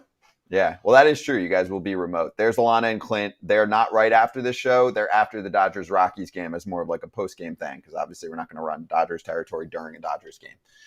We don't want to take all of the viewership away from the Dodgers. That's not cool. We got to respect our friends. All right. So that's coming up in a couple hours from now. And lastly, Kratz. I mean, when you get a gift from a friend, that is how you know you are friends. And AJ, I don't have a boat, I don't have a plane, but I know he put in a nice love letter in this gift. AJ from across the pond sent me this glorious Phillies hat. Look at that, with the London Series patch on it. My size and everything. Boy. Wow.